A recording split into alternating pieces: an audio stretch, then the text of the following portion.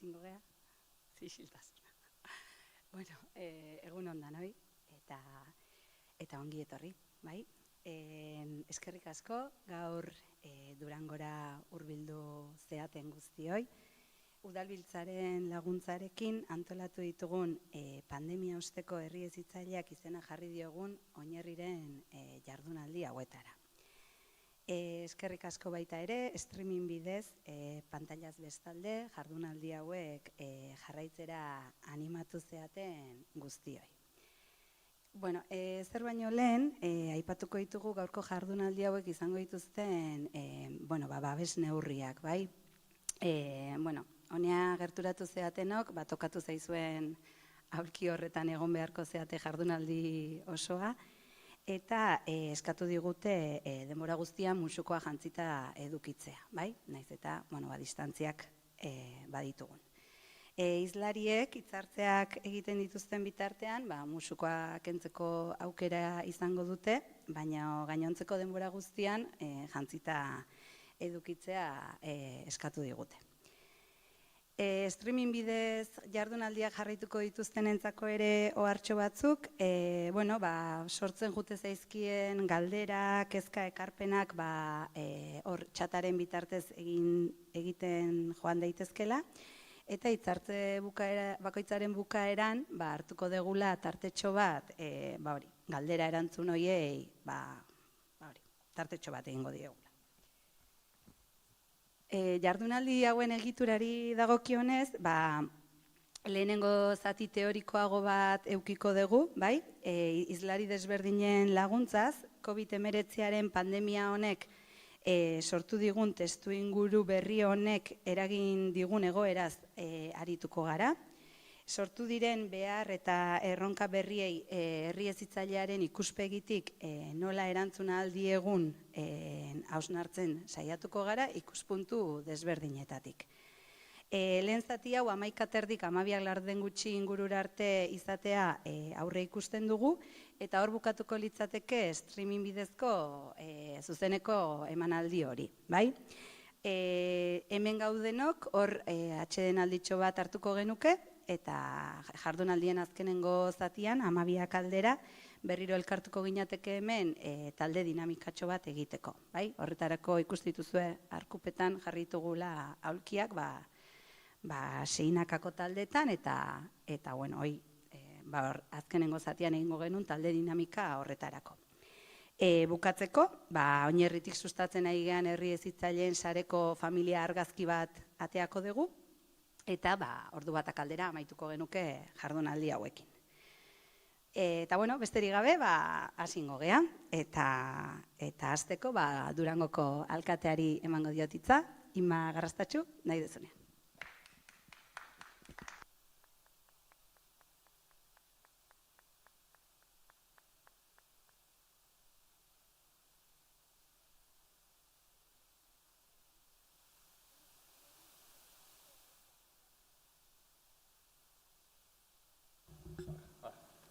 Barkatu.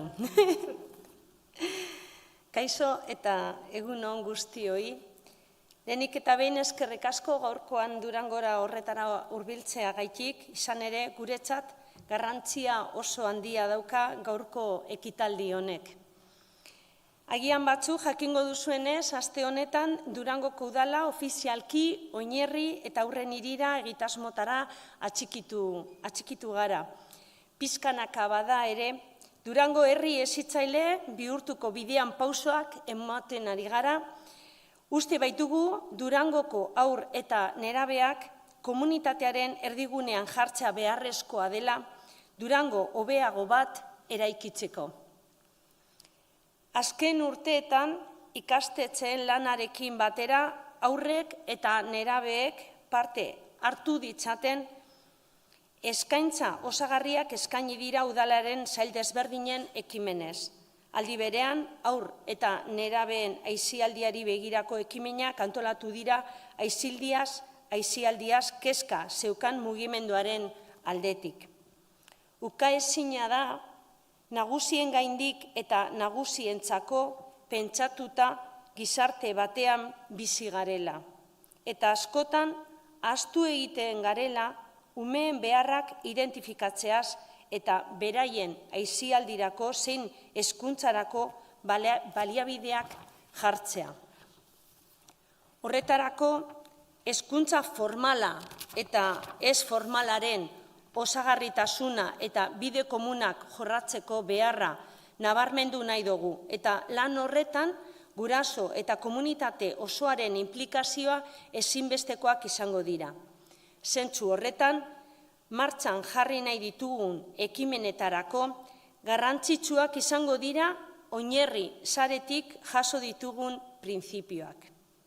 Aniztasunaren aberastasuna aitortzea, sustraiak eraikitzeko bideak erraztea, euskaraz bizitzeko eta gozatzeko aukerak eskaintzea, haurren eta naturaren arteko harremanak garatzea, haur eta nerabei ahotsa ematea eta haur eta nerabeen parte hartzerako baliabideak eskaintzea. Lan asko daukagu ume eta nerabeentzako Durango eta Euskal Herria eraikitzeko. Bide luzea izango da, eta bide horretan herriko eragileen lankidetza beharrezkoa izango da. Atsegin eta ardura handiz gehituko gara oinarri egitasmora, beraz hemendik aurrera Durango bide lagun izango gaituzue. Eskerrik asko, benetan.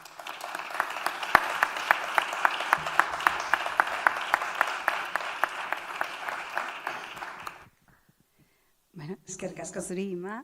Jarraian, Einaut Aiertzaguena, oinarriko gure kideak, pixka bat azalduko digu pandemia hau hasi zenetik, gaur egunera arte oinarrik egin duen ibilbidea eta egoeraren inguruan egin dituen irakurketa ezberdinak. Oinarritik hartu dugun posizionamendua edo, bai? Bueno, diapositibak dekoaz, orduan diapositibak ikusten jungunaz eta jungunaz kontetan bai. Bueno, hasteko eta behin jardunaldi honek segaitik, ezta? Oindala ja hilabete batzuk badie pandemia hau etorri zala, COVID-19 sortutako pandemia hau etorri zala, eta horrek ordura arte gure jendartien, gure gizartien, gure herrixetan, auzuetan, etxietan geunkezan lehentasunek guztiz aldatu abezan. Ordura arte erritmo bat geunken eta bapatien konturatzen gara gure lehentasunek, gure bizi estilue zalantzan dauela, zalantzan ipintzen dela eta horrek gure lehentasunek aldatzera erun gintuen, ez? Eta pixka lehentasun horren inguruko berrausnarketa bat egiteko datoz jardunaldi honek.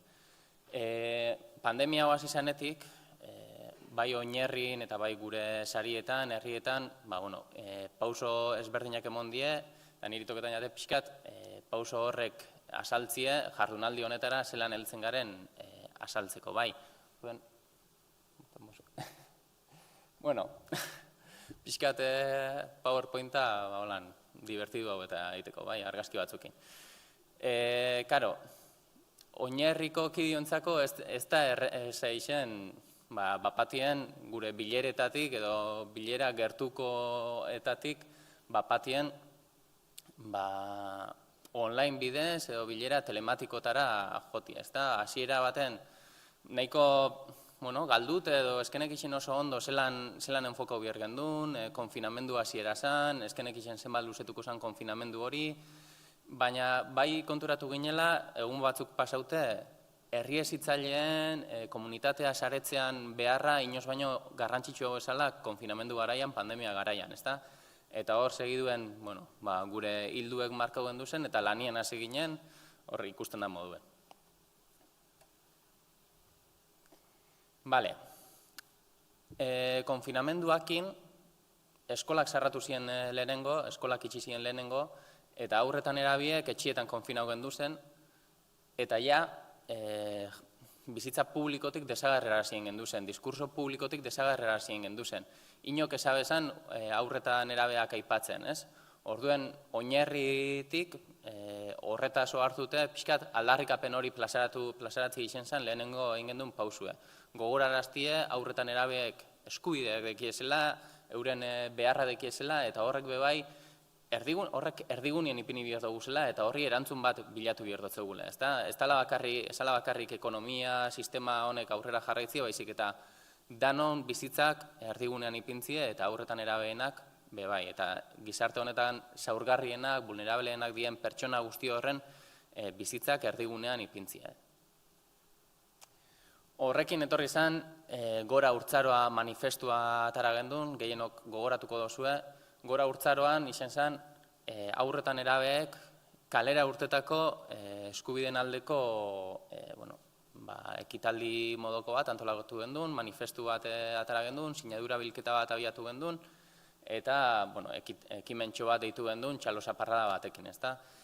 Ekimen honek bastanteko oihartzun eukia ben, eta, ja ekimen honekin bueltaka genbizela, bai urten ziela albiste horrek, esatea bienak, urrengo astetik aurrera, aurrek ordu betez behintzet, etxetik urtetako aukera eukingo abiela, kilometro bateko esparruen barruen, esan akaso guk gureko gaunken dana, baina bai izan pausotxo bat.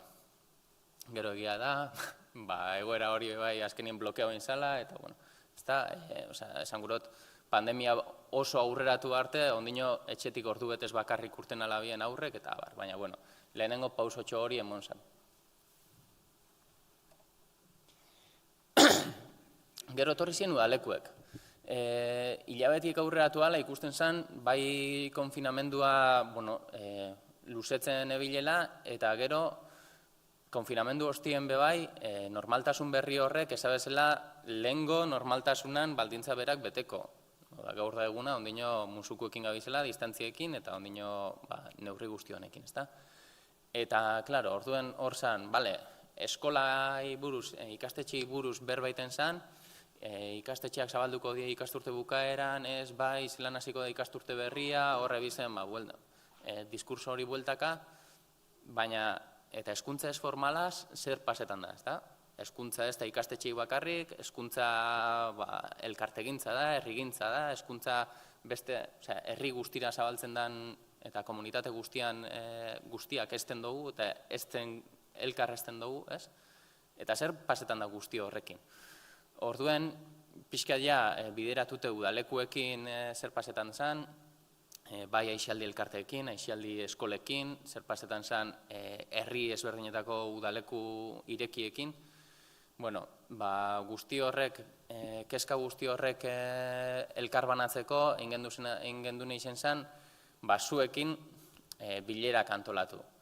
Bilerak telematikoki enbiarri zen genduzen beste aukerarik ez zeuelako, baina, behintzet, hasieran gogoratzen duen lehenengo bilera izen zela nahiko kaos, baina, gero junginen formula egokixauek topetan, ez da, pixka taldiek egin eta abar. Eta bai, saiatu ginela, udalekuekin zer, gure beharrak aztertu, beharrak entzun, kezkak elkar banatu, eta, danon artien, konponbidiek topetan saiatu.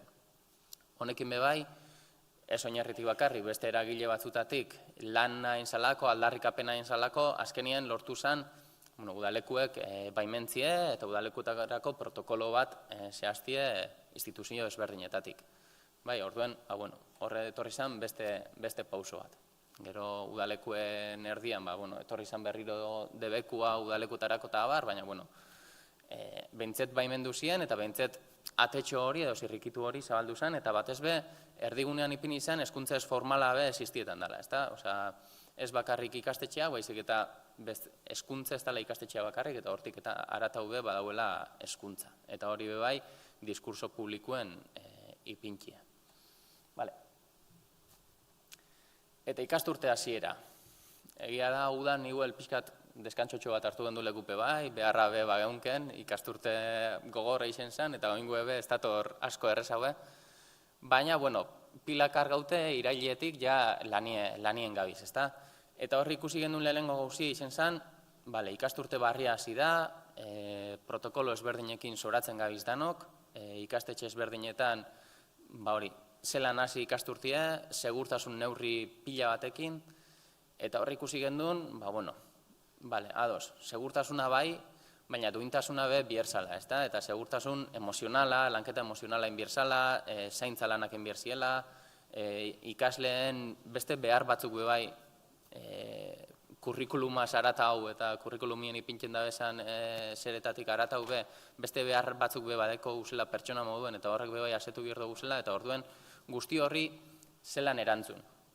Bai, orduen pixkat horren bueltan ibilikara lanien azkenengo hastietan, atara gendun komunikatu bat edo idatzi bat oindala aste bat, oindala aurreko hastien edo egin gendun publiko, bai gure diskursue oinarri zelan posizionetan garen oinarritik, pixkat ikasturte hasiera honen aurrien, eta da hori, duintasuna bai, osea, segurtasuna bai, baina duintasunez eta duintasuna ere bai, eta gero pixkat irizpide batzuk bai ipintzen gendu zen beste dokumentu baten, pixkat ikastetxeen beharrak eta ikastetxei entzutea zaratago, berriro ikasturte hasieran bueltau garelako ikastetxeak zer, ikastetxeetan zelan, hezkuntza ez formal horretan bebai zelan hasi aldugun ikasturte berria, eta ikasturte berri horretan, ardurak elkar banatute, elkarri entzunde, aurrera zelan egin, eta gure ideak edo, guri okurridu jakuzen irizpide batzuk eta markauen duzen dokumentu horretan.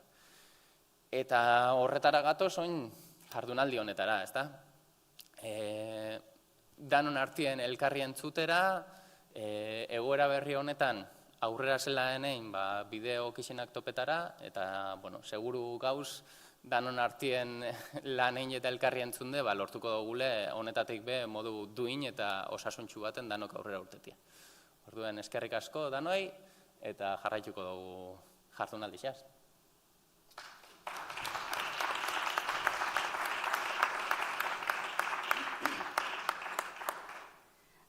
Oso ondo, eskerrik asko, baina, Inma, zuen hitzartzen gatik, eta oain poliki jaitsi, eta Nora eta Ibai, mesedez, alde zuenean, gora.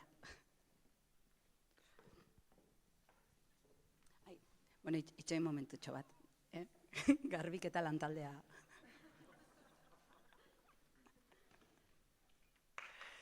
Hori.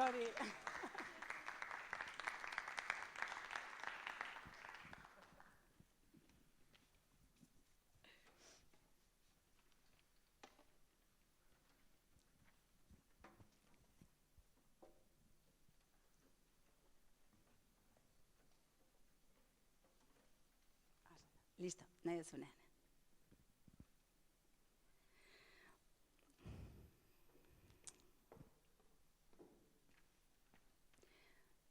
Bueno, egunon, Nora, Ibai, jardunaldi hauen mamian sartuko gara. Bai, horretarako gaur hemen gurekin dauzkagu Nora Salbots, Amaiurko Herri Eskolako maistra eta zuzendaria. Eta Ibai Ibarlanda, Iritikat kooperatibako kidea. Bueno, Nora, zure hitzartzeakin, hasiko gea, zu gaur zure hitzartzean krisi garaietan herrigintza egiteko zailtasunei buruz edo jardungo zea. Nola sustatu parte hartzea, gobernantza eredu berriak bizitzea tokatu zaigun garai xelebre hauetan, eta zirrikituak bilatzearen beharra komunitatearekin adostasunak bilatuz, nolabait ezarri diguten distantzia fisiko hau ez dadin distantzia sozial bihurtu. Orduan, zurea da hitza eta bukaeran galderarik edo egin nahi badiozue zuek hemen, pasako dugu mikroa eta etxetik ikusten nahi zeatenak ere, zerbait galdetu nahi baduzue, idatzi lasai asko.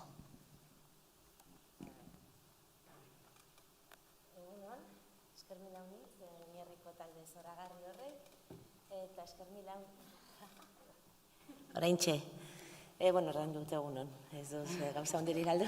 Eskermilan erraten nuen hori bai nahi dut ongi aitzia, oinarriko talde zoragarri honei, bai eta hemen zin pantailan bertzaldean zaudeten guziei. Maitek aipatu du gaia zein zen, hori da eman didazuen gaia, ez dakit lotuko oten naizen gaira, pensatzen dut saiatuko naiz, bai bintzat. Eta hasi nahiko nuke utzi genuen tokitik. Izan ere, ekaina bukaeran, uztaila esmenta horretan, eztabaidatzen genuenean eta galdetzen zigutenean, hor elkartzen ginean, ez dela adibidez, eragile desberdinak deituta, adibidez ikasik deituta, oasiesik deituta, edo bertze eragile batzuk ere bai, hor mahai gainean utzi genuena, gero udazetorren, galeren eta ezezkoen inguruko etengabeko apelazio batean geundela erraten genuen. Oso murgilduta geundela ezezkoetan eta galeretan, eta asko inziditzen ari genuela galeren kontu horretan. Eta horren eratorriak zirela beldurrak eta bati bat gure buruei geronek ezartzen ari genizkien mugak. Erlazioa beratxekin, begiradekin, emozioekin eta afektuekin lotutakoak hoietako haunditz eta haunitz, ez? Eta kezkatzen gintuen, hor galdetzen ari zitzaiguna, ez? Adibidez okurritzen zait, hezkuntza instituzioetatik zela, zer ez duten ikasi aurrek, zer galdu dute edukiei zegokionean, zer ezin da egin denbora guztian geunden eta gaude zer ezin den egin eta ez horretan murgilduta. Eta eta berriz ahoan darabilgun diskursoan eta pentsamenduak horrek galgatzen ari gintuela aipatzen genuen, edo aipatzen dugu oraindik ere ez, hor utzi genuen eta hortik abiatu nahiko nuke, beraz orube bat jartzearren. Oroar, pentsamendu honek edo galga honek egiten ari duena da aurrei utxune berriak ezarri. Aurren irudia gure jendarte honetan eraiki dugu ikuspegi erabat helduzentriko paternalista baten arabera, eta ondorioz lehenagotik ere gure eraikuntza horretan, ez gure hemen gaudenona, baina jendarte honena oroar, gure agintari, lehenbiziko zehaztapen mailan, ez hezkuntza sistemaz erabakitzen duten hoien adibidez, buruan aurra pertsona ahul bada edo gizaki ahul bada, eta oraindik eta ahulago egiten ari garela diskurso honen bitartez. Beraz, gabezien zaku hori gehiago zamatzen ari garela behin eta berriz. Eta nekez aitortzen geniela lehenago, eta orain ere pila kostatzen ari da, pentsatzeu jardunaldi hauetan nahi hori badagoela, ez gu hemen gauden artean, ez? Nekez aitortzen diegula esku hartze politikorako laukaten eskubidea, nekez aitortu zaielako, edo etzaielako aitortu subjektu politiko gisara daukaten, edo estatu hori etzaielako aitortu jendarte honetan. Bai maila kolektiboan, bai individualean, zer ekarpen egin dizaiokete gure jendarteari. Eta horri, etzen aitortzen, eta oso agerian gelditu da pandemia honetan zehar, ez? Einaute kontatu duenakin, edo denok badakigunarekin, ez? Beraz, haurtzaroaren kontzeptua zeraiki dugun idei hori, ez? Edo araudiak ematen digun idei hori, edo iruriteri kolektiboan, edo praktika sozialetan baliatzen dugun idei hori, era pasiboan ulertzen ditu erabat, utxuneak erdigunean jarriz, eta berriz ere orain, utxune horietan gehiago sakonduz, ez? Gailentzen da, ikuspegi konpensatzaile hori bai, baina beti ere aurra izaki ahul bada, zein babestu behar dugun, baina zein ez diogun aditu nahi. Non leudeke berriz politikan egunero gertatzen zizkigun horietan parte hartzeko dauzkaten eskubideak? Non utzi ditugu? Non zeuden lehenago pandemia ailegatu aintzinetik ere bai, ez? Aurren iritziak, erabakimena, non daude? Izan ere, errandut, aurra subjektu politikoa dela aldarrikatzetik gentozen, bere individualitatean, zen kolektibo gisara aditzeko eskubidea daukatela, eskubidea eta beharra ere, bai ez? Baldin eta jendarte hau justuago izanen den, sozialki justuago izanen den, genero ikuspegitik, feministagoa izanen den, kohesionatuago izanen den, eta orekatuago izanen den. Beraz, badatorkit burura malagutziren aurrori ez, zein egentzunaren ondorioz badakigun, sendoa dela, gai dela, eta irudimentsua dela. Eta utzi da hau ilustratzen bi adibide tontorekin.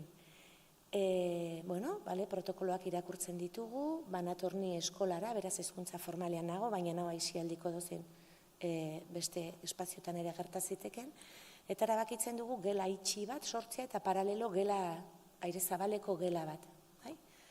non aurrek, libreki, aurrezkuntzako aurrek, libreki ibiliko diren, eta bar. Eta horretarako, hornitu beharra da, eta materialak erosten dira, eta okurritzen zaigunan artean, materialak bai biztan denez politikoki zuzenak, material organikoak, tinte ekologikoak, ura bertze. Eta, materialen artean badator minigolfean aritzeko kit bat, eta lehenbiziko, uzten zaie aurrei, eta jakin badakigunean material desestrukturatuek askoz ere gehiago hori sustatzen dutela irudimena, eta hori dena badakigunean tala ere, nik minigolfean aritzeko kit bat erosi, lehenbiziko minutuan minigolferako erabili dutena, handik ordu erdira aitzur bat zena, eta biharamunean ezpatak zirenak, eta atzo eskolan nengoela, zalditxoak zirenak. Eta aitortuko dizuen, nik minigolf makiloietan egundaino ez nukela zalditxorik ikusi izanen. Beraz irudimen sendotasun eta gaitasun aske hori, bai? Gure buru ezi edo bezatutako hauek harritzeko moduko gaitasun hori. Eta utzi dazue beste adibide xume batekin eta aurrera egingo dut. Badator Mari Carmen Navarro ezagutuko dutzu segurazki, Graon argitaratuta dauzka hainbat liburu, bere esperientziak egunerokoak aurrezkuntzako gelatan, eta badator praktikak egitera magisteritzako pertsona bat, eta galdetzen diete aurrei, pertsona hori maestro izan nahi duela, o maestra haunditzekin edo, eta hortarako prestatzen ari dela, eta zer jakin beharko ote luken. Eta aurrei galdetzen diete, zer ikasi behar ote luken pertsona horrek, maisu edo maestra hon bat izango bada, o ezitzaile hon bat izanen bada. Eta aurrek erantzuten dute, jakin beharko du kantatzen, jakin beharko du olerkiak errezitatzen, jakin beharko du aurrekin jostatzen, egunero begietara begiratzen aurrei, noizbinka haserra eman beharko digu, poesiak leitzen jakin beharko du, eta bar. Hor dago, magisteritzako graduko programa. Beraz, ikasturte akabera horretan, aipatzen genuen, eta megainan utzi genuen galdera zen zer irabazi duten galdetzetik abia gintezkela, eta hor sekulako oinarria genukela ez berriz zer galdu duten horretatik.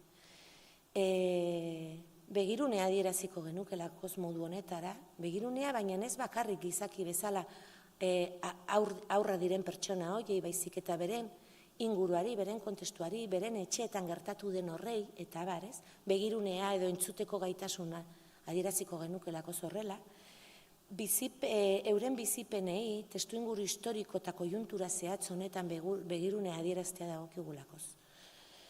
Hori zen oinarria, eta hortik abiatuta eta oinarrik proposatu zidan gaiarekin, nik saiatuko naiz gehiagiz luzatzen, herria ezitzaile gauinaretatik, beraz, zaguxarretatik, maitasun erradikalera delako hitzaldia eman nahiko nizueke. Eta erran banuen, olerki bat lehituta hasiko nintzela, naiz hontan artistegia, baina lehituko dizuet, segurazki ezagutuko dizuet pizti poemak, Leire Bilbao eta Maite Mutu Berriarena, Pamielan, bai? Eta hor barruan badago zaguxarrarena, olerkia, buelta eman behar dio liburuari, irakurri ahal izateko. Ez da kasualidadea biztan den zaguxar baten olerkitik hastea, testu inguru eta kojuntura honetan. Zaguxarrarena, hankaz gora dago mundua, hankaz gora, buruz bera, dena aldrebes, dena alderantziz atzeko zaurrera kontrara. Eta termino ekosozialetan, ekofeministetan, azaldu zitekeena, gaitzaren garapena termino horietan ere azaldu zitekeelakoz, termino sozialetan, eta gisa horretara ulertu beharko genukenean ez, karrika zapaltzen dugunok, lurra zapaltzen dugunok egunero, eta ulertu beharko genukenean nolatan hazkundearen edo garapenaren izenean inbaditu ditugu gureak ez ziren ekosistemak, eta diru naikeri eta goze horrek nola gailendu zaion soiltasunari edo bizitzeko bertze modu batzuei, hori ulertu beharko genukeenok, behin eta berriz aditzen ari dugu hau gerra badela. Eta gerra terminoetan azaltzen ari zaigu, normaltasun berri hau edo anormaltasun berriaren mozorro berri hau. Sonia Schack erakutsi nahi nizuen liburua, badakit arrabotsa handia egiten dutela, barkatu, txiringitua montatu dut gaurta, pandemia delako liburu zoragarri honetan, Sonia Schack, esaten digu, pandemia llegatu zenean, Macronek, Frantzian, infekzioarekin gerran zegoela esan zuela. Txinako goi agintariek herri gerra edo gerra popularra deklaratu zioten birusari, eta Trumpek bere burua definitzeko edo zuen gerran zegoen presidente bat zela. Eta Sonia Schacken lanarekin jarraituz, kontatzen du, bertan pila bat ikasten da virusez eta pandemiaz eta orduan ikasten dugu historian zehar hau askotan gertatu zaigula, bai? 19. mendeko koleraren pandemian, New Yorken, ospitalei su ematen zietela, sumindutakoek, eta medikuak harrika hartzen zituztela.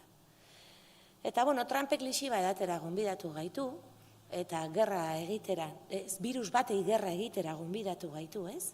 Eta jake gerran eta diskurso beliko horretan murgildu nahi gaituzten, gerra deklaratu diogu, edo zaio, edo pentsamendu hegemonikoak gerra deklaratu dio, pertsona asiarrei, saguxarrei, animali basatiei, Bill Gatesei, arerio politiko guziei, ezakize indar, ilun, aliantza, mundu mailako aliantza batei. Eta arian, behin hasita gerra deklaratzen, eta badatorrenean lurra zapaltzen dugun ongana, diskurso hori barneratzen dugunean, deklaratzen diogu gerra langile prekarizatuenei, migratutakoei, arrazializatutakoei, gazteei, adinekoei, langile auzoei, aurrak, seinalatzen ditugu behatz erakusleaz. Eta birusa, patogeno badena, pandemia osasun larrialdi batean, krisi sistemiko baten baitan baino ez dena ulertzen al, kanporaso baten gizara ulertzen ari gara. Atzerriko armada bat balitz bezala etorri zaigunein baditzera. Eta memoriatik bota ditugu gaur, kolera, gosea, 18ko gripea, ezbersteratzeak, zinezko gerra, eta zinezko gerra bizi zuten kontatu ziguten agerraren biharamuna zer zenari buruzkoa. Asko ere salgarriagoa delakoz, eta guaiagoa, ozakit nola erran, edo komeni zaiolakoz norbaiti, Hollywooden edo Netflixen diskurso hori gerrarena, bai? Baina errelato soziala, ekologiarena, feminismoarena, justizia sozialarena, elkartasunarena, guri dagozkigu. Eta guk ez badugu egiten inorek ez du eginen. Asko zer interesgarriago zaielagoz beste batzuei gerrarena.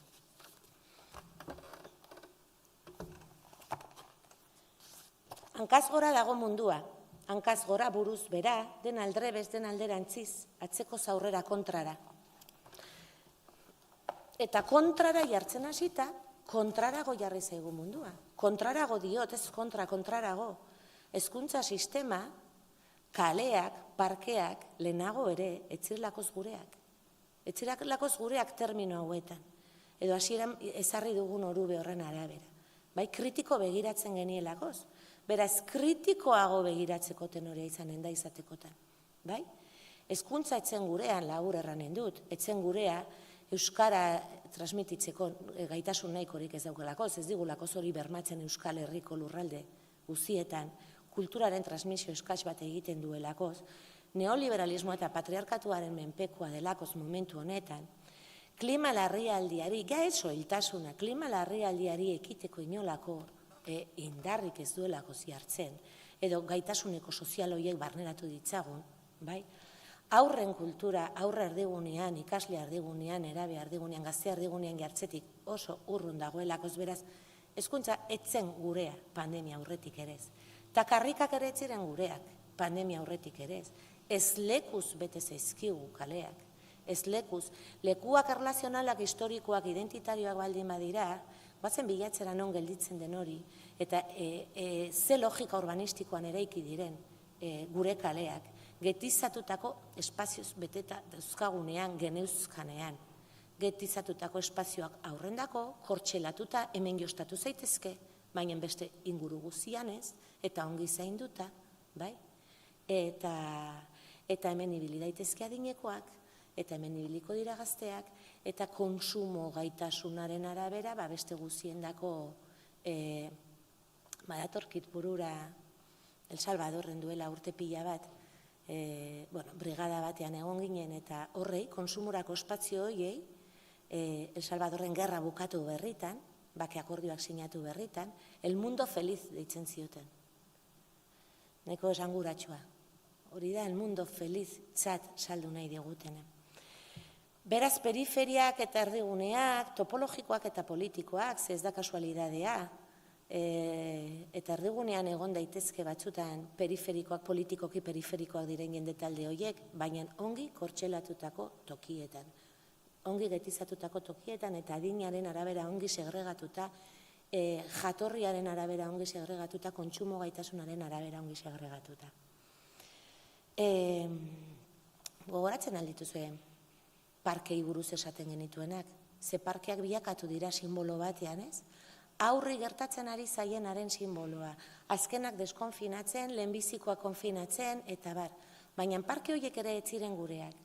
Eta gogoratzen alduzue, hau Txus Mazkonari eta Alfredo Yuelosei ikasi diet besteak beste, gogoratzen alduzuen non jostatzen ginen aurra ginenean, edo non jostatzen diren aurra gaur egun herri txiki batean, espazio dena kontinun bada, jolaserako. Beraz, jolaserako baldin bada, ikaskuntzarako, hazkuntzarako bada, eta plazerrerako ere bada. Kontinun bat, bai? Eta gaur egungo gure hiriguneak ez dira hori. Ez dira hori, beraz, parkeak simbolo bilakatu dira, ze hor oso garbi oso adierazgarri da gertatzen ari zaiguna, eta haurtzaroari egiten ari dioguna, edo pentsamendu hegemonikoak aspalditik egiten ari ziona, eta orain disruptiboago zaiguna, ez? Bueno, eta ez dut dena beltz gairri nahi, uste dut ere bai, hauek gureratzeko edo gureagotzeko masa sozial kritiko anitzago eta zabalago bat daukagula gaur egun, hori ere uste dut. Eta kontu publikoetan parte hartzearen garrantziare azpimarratu nahiko nuke gaur, eta horretarako berritxiringitoa mugituko dut, pixka bat barkatu. Hannah Arendten referentzia batzuk ekarri ditut, tartean liburuntakoak, La libertad de ser libres, baina bertze batzuetatik ere tiratu dute, eta irakurri nahi dizkizue gauza batzuk. Berak dio, bazkaltiarren metafora bat erabiltzen du, izugarri gustatu zaidana, eta uste dut, balio diguna, zerbait ulertzeko. Dio, munduan elkarrekin bizitzeak oinarrian zer erran nahi duela, komunean gauzak izatea. Bazkaltiarren erdian mailan dauden gauzen gisara, munduan ere, erdian daukagun guzi hori, pertsonak elkartu, ala bereizten gaitu aldi berean.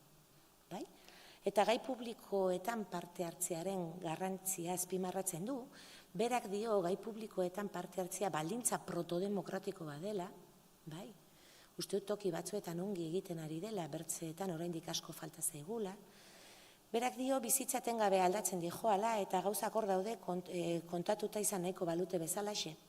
Garai guztietan elkarrekin bizi den jendeak izanen ditu publikoaren eremura dagozkion kontuak. Garrantzitsua da beraz, horiek publikoki landuak izatea. Aurrek ere bai, aipatu dugu hasieran beren gaitasun horrekin badute publikoan kontatu nahi dituzten gauzak, eta badute eskubidea adituak izateko, eta kontuz ez da eskubide kontu bat bakarrik, guk ere badugu beharra haiek aditzekoa. Izan ere, ez dira etorkizuneko helduak, ez gaur aurrak direlakoz badiote ekarpen handi bat egitean jendarte honi. Berak esaten du kontu hauek leheno garai batean erdi aroan espazio publiko hura katedralak zirela, eta gerora udaletxeak sortu zirela, eta gaur bi alkate dauzkagu hemen, eredu ederrak emanen dizkigutenak ez. Pixka bat gehi olerkiak erekin segituko dut. Hankaz gora dago mundua, hankaz gora buruz bera, burua hanketan dutenak, bihotza buruan dutenak, txoriburuak. Burutxoriak, den aldrebes, den alderantziz. Eta horrat joko dut orain, bihotza buruan dutenak, eta ederra iduritu zait. Eta banarama kontu honek, azkeneko erakutsiko izan liburura, Jorbarte la radicalidad del amor, katakraken, bai? Hortik hartuko dut azkeneko referentzia, Badiuren aipamen bat egiten da, eta Badiuk erraten du maitasuna komunismo minimoa dela. Biren artean gertatzen dela. Eta erraten du ere bai, iraultza bezalaxe, zinezko maitasuna mundu berri baten sortzea dela. Eta esan dizu Saguxarrekin o Gauinarekin hasiko nintzela eta maitasun erradikala aldarrikatuz bukatuko nuela, eta hortara noa. Eta nondik ba? Nondik ba egingo dugu mundu berri bat sortzeko? Segurazki hemen gaudenok partekatzen dugu behar hori, ez? Bale, hori maitasuna baldin bada, ez naiz maitasun erromantiko idealizatu horretaz ari, baizik eta maitasun erradikal horretaz komunismo minimo edo maksimoa izan nahi duen hori, beraz mundua aldatu nahi duen hori, ez?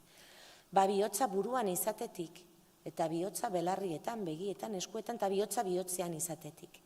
Eta bihotzean izatea, eta beste toki guzi horietan izatea, ba, segurazki da ulertzea, besteak beste gauza asko ere izanen dira, niri gaur hau datozkit burura, izanen da, ulertzea, komunikatzea ekintza politiko badela, eta zerikusia daukana, ondoko aditu nahi izatearekin, plano horizontal batean, hibridagarriaren diskurso batean, ohartuta nire aldean mezuak eta erantzunak daudela, eta beste aldean ere mezuak eta erantzunak daudela, ez?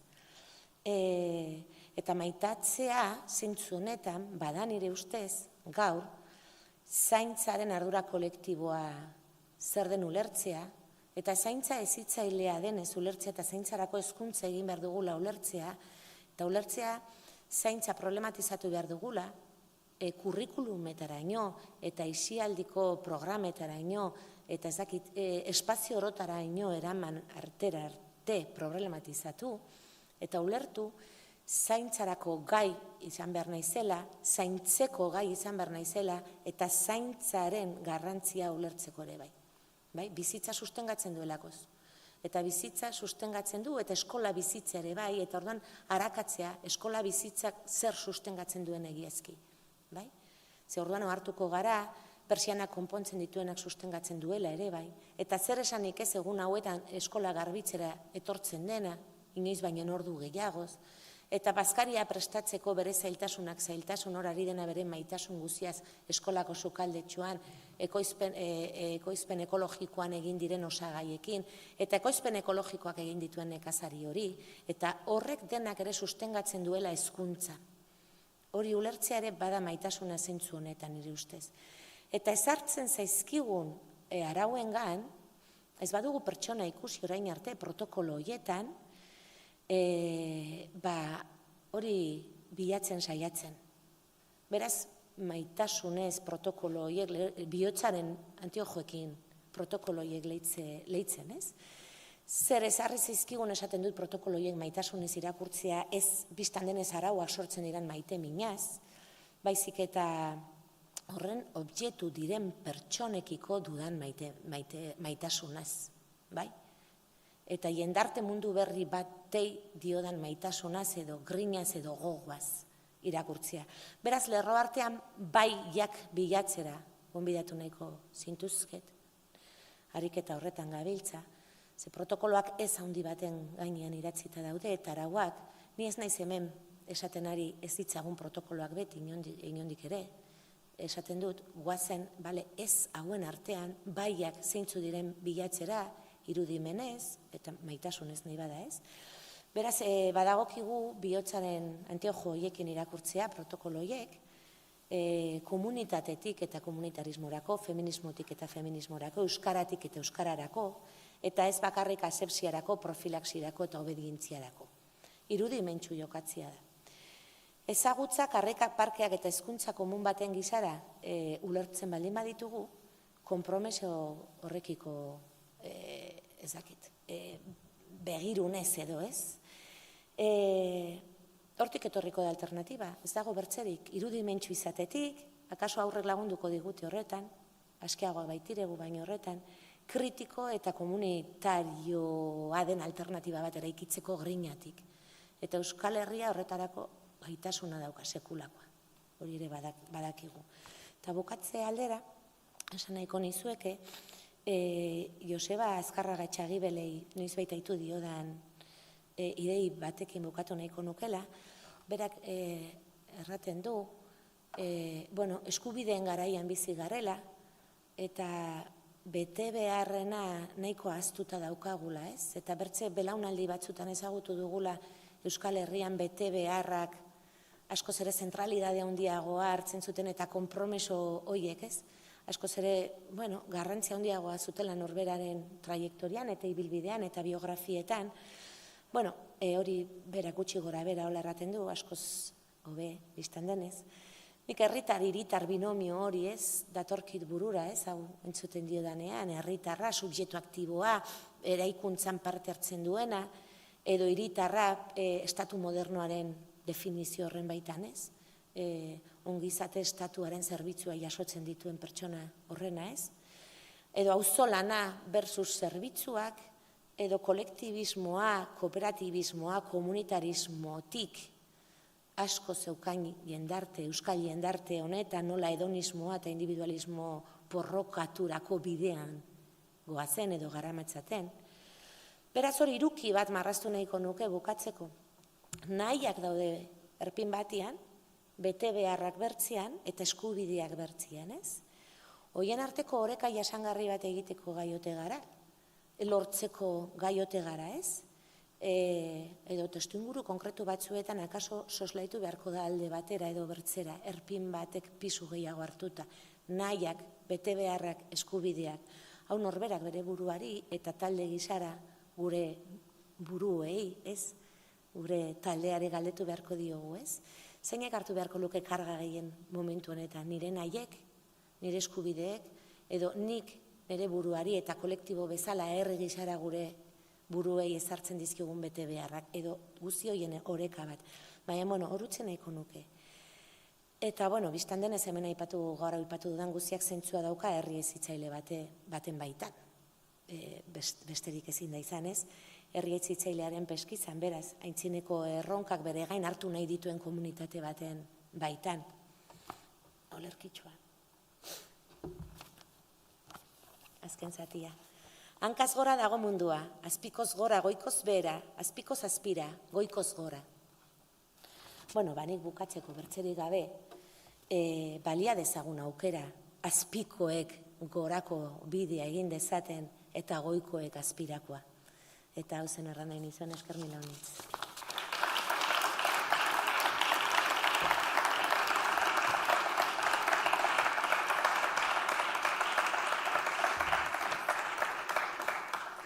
Eskerrik asko, Nora. Nahi ez du zerbait galdetu, komentatu, gehitu, Ikerrek pasako mikroa, eta ez dakitu hortik, txatetik ez da galderaik. Orduan igual jarraitu ingo dugu ibaikin, eta gero behar bukatzen dunean, bietako edo zeini zerbait komentatu nahiko bazeniete, lasai asko bota. Orduan jarraian, Ibai Ibarlanda,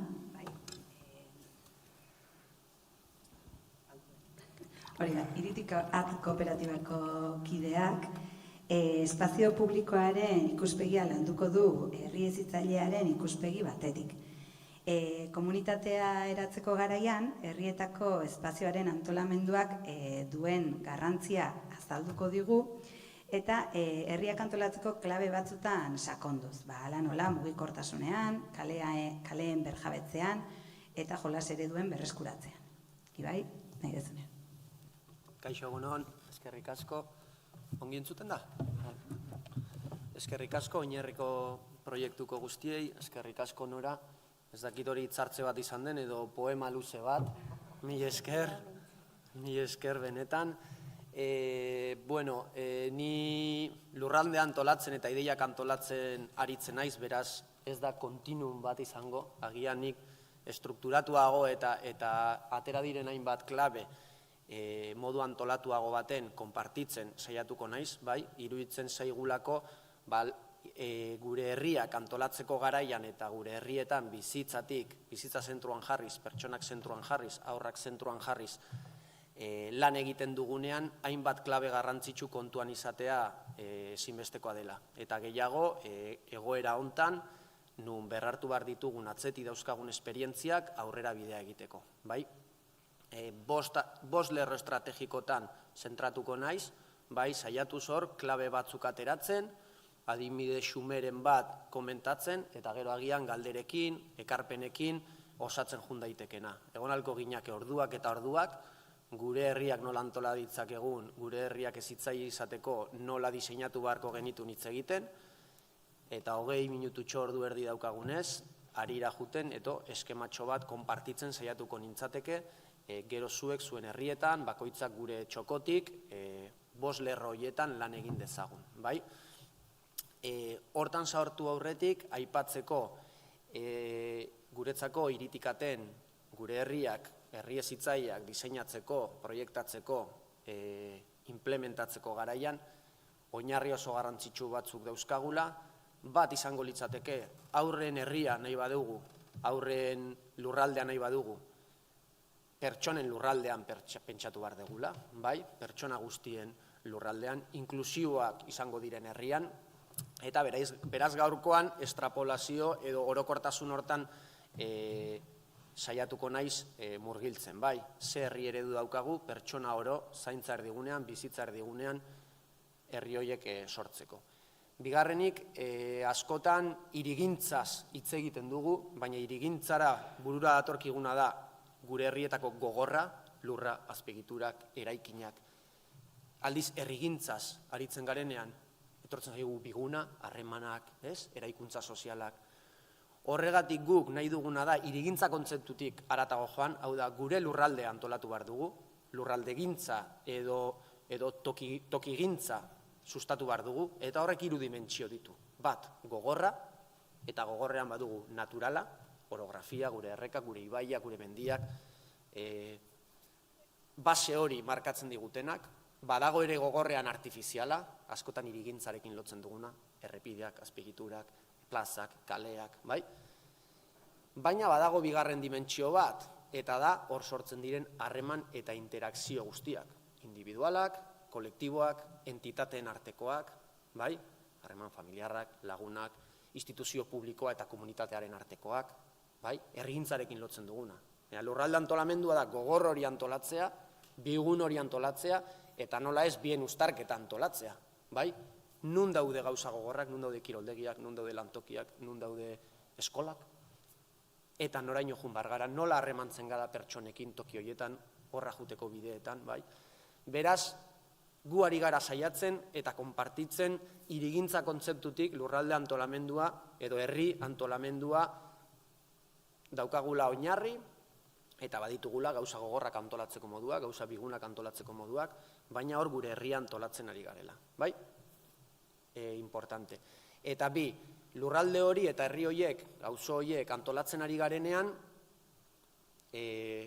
modu kolektiboan edo elkarlanan egin behar dugula, norak aipatu du triangelu bat, amaitzeko, nik triangelu hori hasteko planteatuko dut, ez berdina, baina lurralde bat antolatzean protagonista diren 3 multzo garrantzitsuenak, gure ustez, nolabait realitatea deskodifikatu eta kodifikatzeko balio dezaketenak. Bat dala, sare komunitario bat dago, toki batean, eta sare komunitario horrek presentzia dauka, hainbat ekimen ditu, izaera bat dauka, energia bat, behar batzuk, daukagu sare publikoa, instituzioak, hor dauzkagun politika publiko guztiak, gure beharrak asetzeko bitartekoa jartzea helburu duena, eta badaukagu sare kooperatiboa, ekonomikoa, hau da teknikoki guzti horri bideragarritasuna ematen diona edo errazten duena. Gure ustez toki bat, herri bat, 3 erpin horiek osatzen dute eta 3 erpin horiek antolatzen dute. Beraz, ezinbestekoa da, planifikatzen ditugunean, bai lurralde antolatzeko sistema ekonomikoak, hezkuntza sistemak, elikadura sistemak, osasun sistemak, zaintza sistemak, hiru erpin horien arteko kolaborazioa, estrategiak eta interbentzioak suertatzea. Gero eta integralagoak izateko planteatzen ditugun planifikazio, diseinu eta implementazioak. Eta hirugarrenik, aipatu nahiko genuke, guk askotan pentsatzen dugulako gauza berriak asmatzen ari garela, eta konturatzen gara nunbaiten egin zela, nunbaitetik datorrela, asmatuta zegola, eta COVID-aren erronkak planteatzen zirenean, zein da etorkizuneko herri eredua, lurralde antolaketa eredua, ziurrenik ez da berria, atzetik dakarguna. Ongi egiten ari garen gauzak, reskatatzen ari ginenak, implementatzen ari ginenak, hortxe daude. Egia da COVID-ak errealitate berri batzuk azalarazi ditula, errealitate berri batzuk sortu ditula, baina errealitate gehienak atzetik zetozen horiek dira. Azalarazi ditunak eta oraindik gordinago jarri dizkigunak aurrean. Eta beraz, hor daukagu gure heldulekua, benetan gure proiektu sozial, politiko, ekonomiko, organizatibo ezberdinak mahai gainean jarri, eta benetan balio erantsi bat eman, eta momentu hontan indar gehiagorekin lantzeko. Hau esan da, 5 lerrotan, 5 lerro estrategiko darabiltzagu guk, tokia, lurraldea, antolatzeko garaian, bai? Modu baten deskodifikatzeko, errealitatea, esateko nola ulertzen dugu, eta hortik planteamenduak egiteko. Lehenengo lerroa izango litzateke, gure lurralde osoan, etorkizun orekatu bat bilatzen saiatzea. Lurralde osoa diogunean, izan daiteke Euskal Herria, izan daiteke gure herria, gure auzoa, gure hiria, bai? Baina beti orekak bilatzen saiatu behar gara. Bestela, zentroak eta erpinak sortzen dira, bai? Goiak eta beak, oreka behar dugu. Toki batean bat, beste batean beste bat, adibide batzuekin. Nekazal eremua, nekazal mundua, hiri eremua, hiri mundua, bai? Euskal Herrian, gerota bereizketan handia daukagu, gerota jende gehiago bizi gara hiri inguruetan, eta gerota gehiago emango da, beraz, nola lortzen dugu oreka hori, etorkizunean. Euskal Herrian, baina berdina, Durangon, Usurbilen, eta beste hainbat tokitan, bai? Nekazaritza bultzatzea, nekazaritza ekoizpen ekologikoa bultzatzea, ekoizpen hori hirietara nola bideratzen den, nola banatzen den, nola kontsumitzen den sistema orekatuak, sistema justuak eraikitzea, lehen sektoreko merkatu, logiko, sozial bat artikulatzea, eta horren bitartez, bi mundu horien arteko orekak bilatzea, bai? Adibidez. Adibidez, zerbitzuen deszentralizazioa, birdimentsionamendua, bai?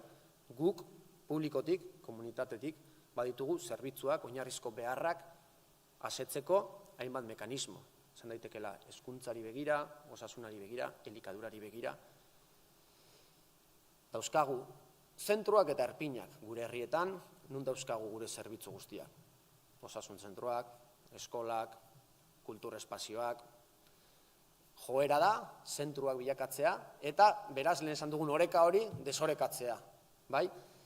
Deszentralizatu ditzagun zerbitzu horiek. Saia gaitezen, auzoetan, herriko txoko ezberdinetan, Euskal Herriari begiratzen badiogu, bere zabaltasunean, zerbitzu horiek antolatzen. Ipatu da, udalbiltzaren laguntzaz, jardunaldi hauek, udalbiltzak adibidez, badiardu Euskal Herri mailan esaten, nun falta dira zerbitzuak, nun despopulatzen da inguru bat hoien faltagatik, Pirineotan, Enkarterritan, bai, Jurramendiko eskualdean, eta jolas dezagun, edo diseinatu dezagun denon artean, zerbitzuen deszentralizazioa eta berdimentsionamendua, bai, COVID-ak edo COVID egoerak azalarazi du azken urtetako kapitalismoaren joera basati hori. Hau da, zerbitzu horiek, gutxitzea, bai, Osakidetzan zenbat hogei dauzkagu ospitaletan, ez dakit, entzuten ditugu. Telebistan, murrizten doaz, orain konturatu gara zer ratio dauzkagun, berdina eskoletan, ez? Zenbat burbuia sortu behar dira, zenbat talde egin behar dira, baina zenbat irakasle daude, eta ze bitarteko jartzen dira bai publikotik, bai komunitatetik, ratio horiek moldatzeko, birpentsatzeko, berplanteatzeko. Beraz, lehenengo lerro estrategikoa guretzako lurralde osoaren etorkizun orekatua litzateke. Hartu nahi dugun eskala, auzoa, herria, eskualdea, Euskal Herria. Bigarrena litzateke lurralde orekatu hori eraikiko baldin badugu, antolatuko baldin badugu, planifikatuta diseinatuko baldin badugu, zein da garapen eredua. Arrapala batean aurrera eta azten doana, edo frenoa pixkanaka botatzen, bai? Covid garaiak erakutsi duguen plan, ostras, igual pixkat polikiago bizi gaitezke, igual bizi behar gara, igual azkarri egin doazen, nahiz eta gero pasatzen garen eta berriro martxan hasi ez. Hau da, desaskundearen logika, gure lurralden, gure herrien desaskundearen logika, bai? Batetik, dauzkagun impulsoiek frenatuz, eta gero, pixkanaka, atzera eginez, bai? Azkundean, desaskundearen logikan, ze kontsumo eredu daukagu, ze turismo eredu daukagu, bai? Ze azpiegitura eredu daukagu, eta abar, bai? Eta laugarrena, neukala. Ze energia eredu daukagu, eta beste hainbat, ez? Kontsumo eredua, gure herrietan, tokiko kontsumoa, ze kontsumo jendarte baten bizi gara, eta hori ere frenatu beharko dugu, baina konsumitzen biziko gara. Orduan, ze kontsumo eredu, tokiko komertzioak. Oso zaila da, baina konturatu gara, COVID garaian, agian indartuen atera dienak, afektatuen atera dira modu baten, baina indartzeko klabe batzuk atera ditugu. Beraz, adibidez, guk Irunen labore, bai, komunitatean sortutako elikadura denda, jendeak hor kontsumitu du, kontzientziagatik, gertutasunagatik, bai, eta logikan klabe ezberdinak sortzen hasi dira.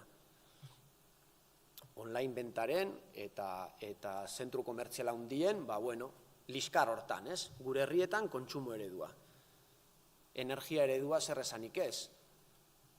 Zenbat desplazamentu egiten genitun ditugu kotxez, zenbat ez ditugu egin etxean egon garenean, edo zenbat aldiz pentsatu dugu. Zenbat buelta alperrik, zenbat gasolina, bai? Kontzientzia hartu dugu behintzat, guazen orain kontuan izaten, hori bai gure eguneroko lanean, eta gure herriak proiektatzeko garaian, bai? Logika hortatik. Turismo eredua, gu izan gara lehenengoak, eta hor konturatu gara, ze turismo eredu genukan. Ezin garen ezkun, Menorkara, Kanarietara, Dakinora, bestera, oporretan, guazen denok erratzura, enbandada, ez? Edo ez Dakinora, eta esaten, ostras, igual, geneuka, lagun uste genuen ginela hola, ez? Edo kasuan, ostras, igual pixkat orekatuki eta gure herrietan, turismo endogenoa, eta abar, gero itxi gaituztenean guk reproduzitu dugu tendentzia hori. Claro, erromara baldin bagoaz, hainbeste jende dagonez, esatezu, gu bat gehiago eta gainera koherenteki, hemen eta hau ikusiko dugu, alternatiboa, baina deno jungara toki berdinera. Ez? Eta alderantziz, ez bakarrik tendentzia masifikatzaile horregatik eta invasibo horregatik, bi, gure ekonomia eredua, turismo eredu hortan oinarrituta dagonean, ez delako oso resilientea, eta ez dagolako benetan gure bitarteko eta gure indiosinkrasiaren esku, ez? Beraz, burujabeago izateko turismo ereduan ere, edo gure aisi ereduan, burujabeago izan bar gara. Bestela gero horrelako krisi batek, gure tokian jartzen gaitu, ez? Ze bitarteko dauzkagu benetan burujabe izateko eta eredu propio bat eraikitzeko. Mozten digute eredua, eraikita dagona, eta hortxe, zaila egiten zaigu, ez? Eta azkenik, desaskunde hortan, azpiegituren logika, zaintzea eta elkarlan bat planteatzea. Euskal Herrian, 5 aireportu dauzkagu. 5 aireportu dauzkagu, 20.000 kilometro karratutan. Behar dira, gainera bata besteari kompetentzia egiten, ez? Gu gehiago gutxiago 3 portu erraldoi dauzkagu. Bilbokoa, Pasaikoa, Baionakoa, eta bakoitza bere aldetik. Baina hori estrapolatu dezakegu herri baten. Nik 2 kiroldegi, ondoko herrikoak beste kiroldegi bat. Ostras, guazen pentsatzen ere elkarlan batean eta eskala, gaur egungo eskala zaintzen. Eta herri baten berdina, azpiegitura ditugu, Deszentralizatzen ditugu, bai ez, baina modu orekatu batean, elkarlanak sortzen goaz eta goazen gure azpiegiturak eraikitzeko modua klabe horietan kokatzen. Jakinda, ziurrenik, sortu eta eraikien azpiegitura erraldoi eta burugabeko gehienak, beste eredu horri erantzuten diola, baina zein da gure eredua, ez? Herria zitzaileak eraikitzeko garaian lurralde zitzaile bat, ze azpiegitura logika daukagu.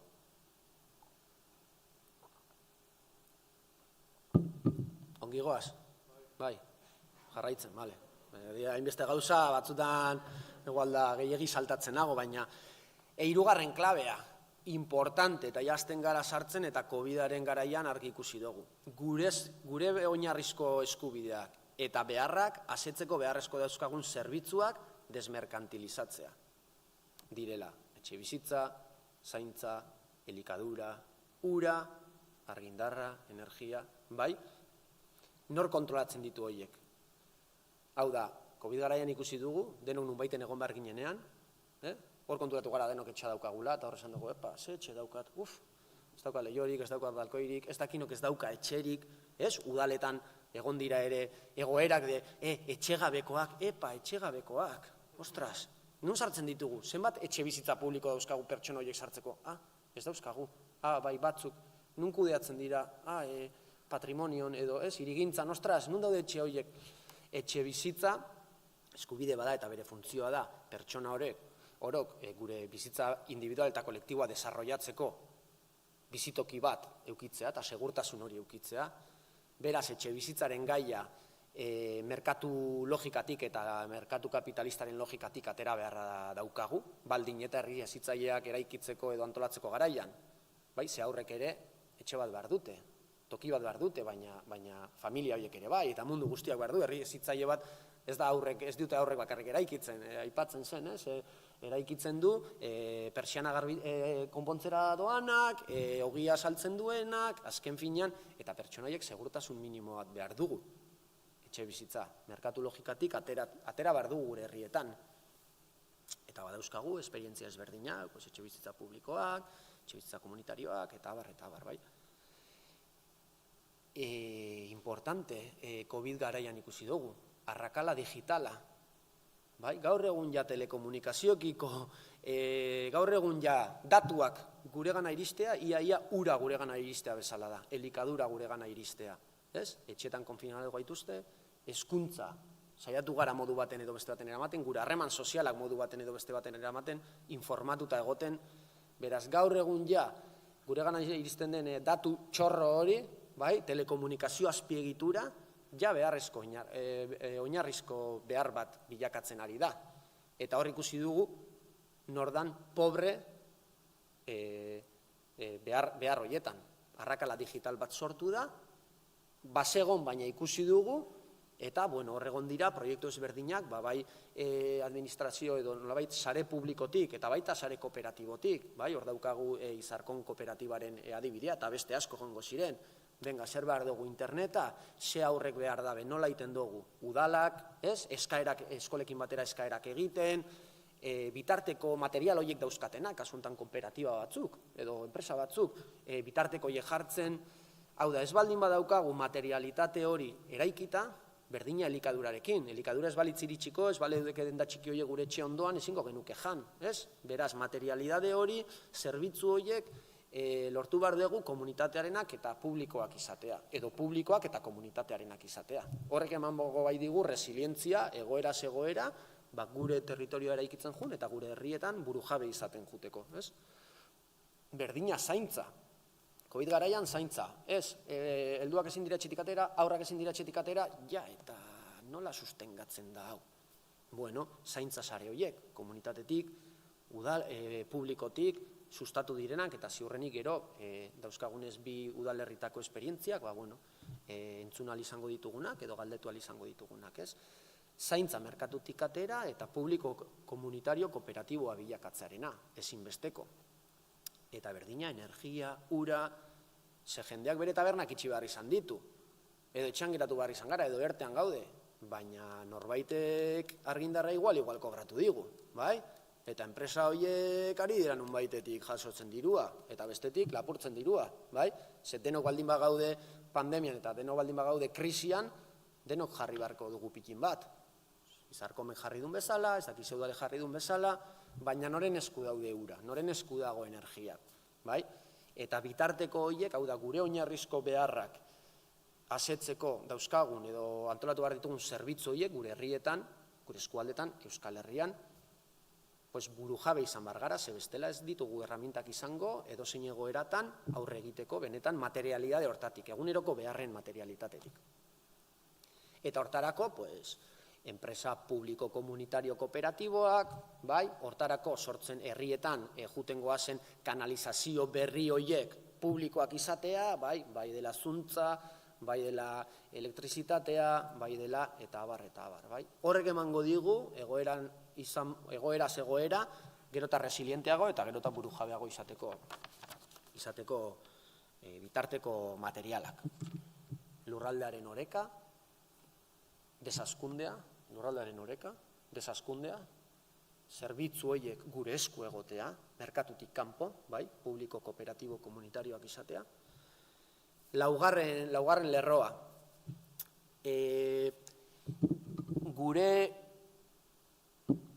gure osasuna eta gure ongizatea bermatzeko beharrezko dauzkagun ekosistemak sustatzeko gure herri eta hiriak bernaturalizatzea, bai? Gure herriak eta hiriak dira naturalentzako bunker batzuk, daukagu den asfaltoz eta hormigoiz josita, bai? Eta lehen aipatzen zena, nola herri hezitzaileak bultzatu, sustatu, hau da, gure herriak hezitzaile ez diren enean fisikoki, oso zaila izango da harremanetan eta pedagogikoki hezitzaile izatea, bai? Beraz, natura bada horren puntu bat. Lehen gustatu zait norak esan duenean jolas desestrukturatuak, ez?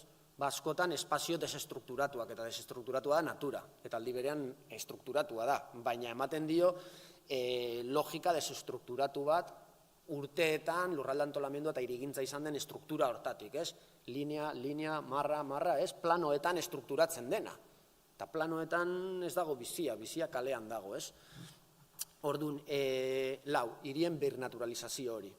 Batetik, daukagun gogor hori kenduz, eta gero natura sartuz, bai? Beraz, gogor hori zer da? Asfaltoa kentzen saiatzea. Jende gutxi, udal gutxi, eta jende gutxi hausartu edo hausartzen da nolabait asfaltoa hartu eta kentzera, bai? Zertarako, parkeak sortzeko, korridor ekologikoak eraikitzeko dena dalakoa, baina asfaltoa murrizten eta gutxitzen joan behar gara. Edo behintzat ez gehiago edo alperrik jartzen, bai? Delako azkenien, gure biodibertsitateari eta lurraren arnasteko dauzkane birikei gainetik tela asfaltiko bat jartzea bezala, bai? Plastikoa gainetik jartzea bezala. Eta horrek, bere munduari, bere bizitzan, mugatzen dio. Argi eta zarata kutsadura, bai? Covid garaian, itxialdian, zer pentsatu eman digu, ez? Leihotik buru atera eta entzuten duzu. Isiltasuna da. Duela zenbat ez genula gure herrietan isiltasuna entzuten, gure hirietan isiltasuna entzuten, bai? Daukagun zarata eta kutsadura luminiko maila, momentutxo horietan konturatu gara zenbatekoa dan, pixka bat. Eta berriro ahaztu zaigu, zan edo berriro gabiltza pin-pan, kotxak, zarata, fabrikak, bai?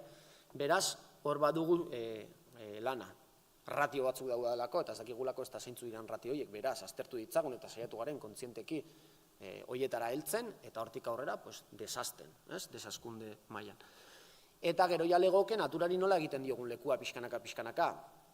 Zer esanik ez, herrian, hirietan, berdeguneak sortuz, lehenengo eta behin. Hor badaude ratio batzuk, plan orokorrek markatzen dituztenak, eta abar, pertsona bakoitzentzako 25-30 metro karratu, biztanleko, klaro. Planoetan, perfecto geratzen da, tauletan ere bai, baina nun daude biztanleko 30 metro karratu horiek. Herriaren periferian, ez daude herri barruan, eskinetan. Orduan ari gara, nola jarriko dugu bizitza zentruan, gure herrietan, hormigoia zentruan dagonean, eta bizitza, natura, kanpoan dagonean. pues gure harremantzeko modua eta gure bizi estiloa da, pues hori, bizitza kanpoan eta hormigoia, dirua, kontsumoa, egin beharrak, bete beharrak, zentruan, ez? Orduan, hori aldatzen hasten ez garen arte, kontzienteki gure territorioa lantzen hasten ez garen arte, oso zaila ere izango da, mentalki eta harremanak moldatzen jutea, ez? Edo hori uste dugu guk, bai? Espazioaren antolaketak, harreman antolaketa eragiten duela, eta harreman antolaketak espazio antolamenduan ere isla izan behar duela. Beraz, harreman mota batzuk landu nahi baditugu bizitza zentroan eta pertsona zentroan, derrigorrez gure herrietan bizitza zentroan egon behar da. Hau da, gure herri erdietan egon behar da natura. Bestela ez dago bizitza zentroan, ez? Horri lotuta, hiri baratzak bezalako esperientziak, bai? Natura hirietan sartzen dugun, herrietan sartzen dugun, ekoizpen puntu batekin, baina gehiago, ikuspegi pedagogikotik, intergenerazionaletik, eta herri proiektu gisa, bai? Espazio komunitario eta kolektibo gisa. Eta horrekin, natura herrian sartuz, zuhaitzak landatuz, herri hortuak landuz, herrietan, gure hirietan, korridore ekologiko txiki batzuk, zain ekologiko txiki batzuk antolatuz. Korridore ekologikoen kontzeptua askotan eskala handikoa da, eskualdez eskualde, basoak, mendiak, arnasguneak, lurrarentzako, goazen herrietan ere, korridore ekologikotxo batzuk sortzen eta pixkanaka herriari arnasa ematen. Horrekin batera, ura, ura naturarentzako, baina ura guretzako. Lehen pixkatitze egin dugu oinarrizko zerbitzuen kontua, ura doainik kalitatezkoa eta denontzat, eta ura denona. Ura gero eta pixkanaka gero eta pribatuagoa da eta kapitalismoak gero eta gehiago erabiliko eta monopolizatuko duen zerbait da. Hor esaten da, ez? Hurrengo mundu gerra etorriko dena uragatik, energiagatik izango dela. Nor kontrolatuko du ura? Gure ustez, herrietan iturriak egon behar dira, iturri publikoak, kalitatezko eta doako ura eskura egoteko. 100 metroro, 200 metroro, iturri bat. Aurrek edateko, pertsona orok edateko, eta ez erosi behar izateko. Eta aldiz ere, bizitzaren mugimendu hori islatzen duelako, elikatzen duelako, eta bizitza, eta natura ura ere badelako. Eta azkenik, gerriko agroekologikoen kontzeptua, adibidea, hau da, herriak eta hiriak, erdian eta barruan, arnasguneak eta natura izan behar duen bezala, inguruetan ere, eraztun, berde batzuk izan behar dituzte, ez mugagabe azteko, eta muga batzuk planteatzeko. Eta muga horietan, nekazal eremu eta herri eremu, hiri eremuen artean, gauzak gertatzen diren eta interesgarri eta gainera diseinatuak diren gauza horiek gertatzeko. Nekazaritzako ekoizpenak, aisialdeirako guneak, ez kanpoan bakarri, baina kanpoan ere, eraztun bat nun gure herriak delimitatzen dituzten, porque bestela pentsatzen duguna da, gure herriak hasi behar dira, gero eta gehiago, beste lauren etxe bizitza, beste eta poligono industrial, eske plan orokorrak esaten du, ja, klaro, plan orokorrak egin behar diren moduan ere egin beharko liratezke.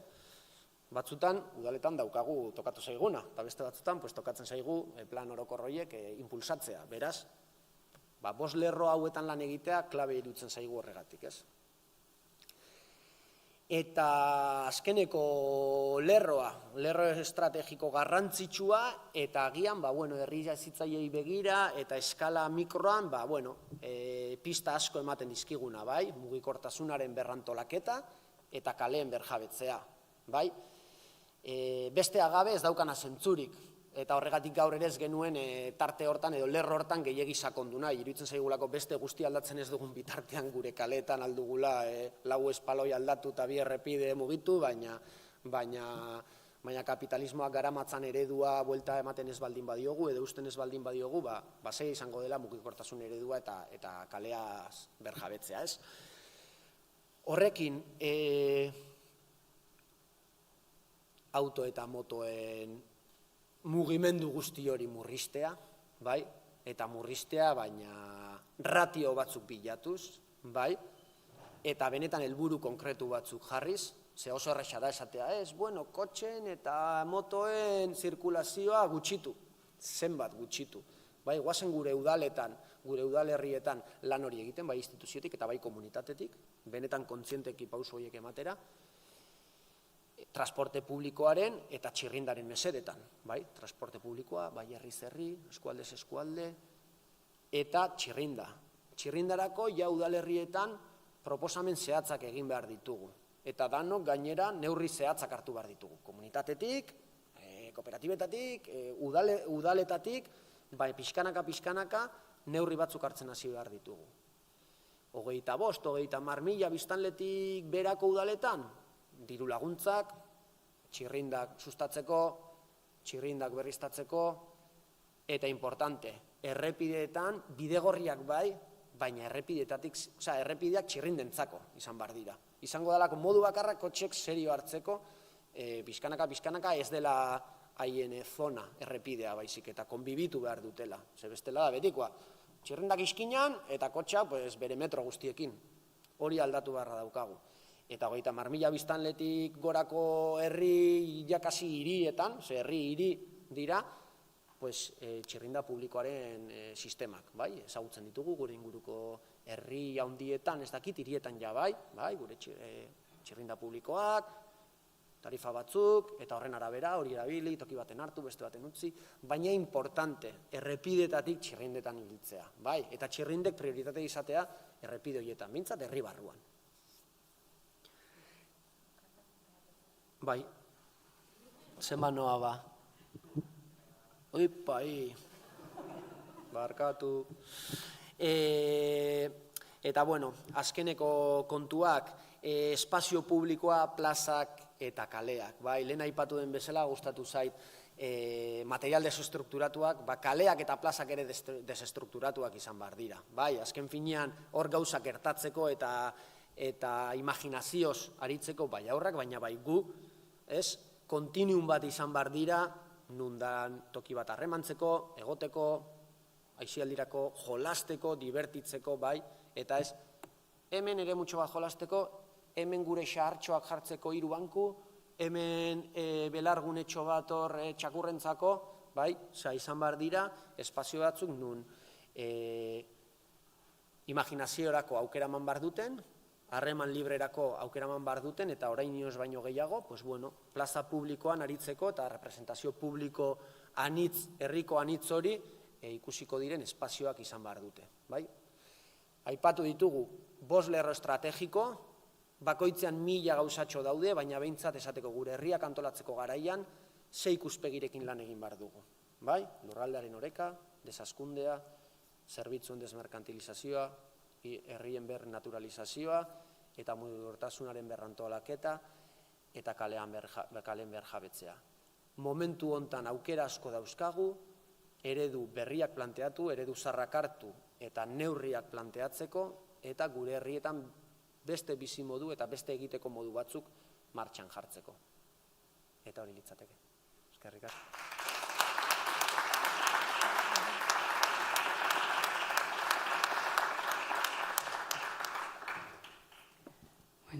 Primeran. Zuen txanda, ez dakit, gauza asko atera dira, ez dakit hemen norbaitek zerbait komentatu nahi dezuen, edo, eta, bai, Amaia baitu.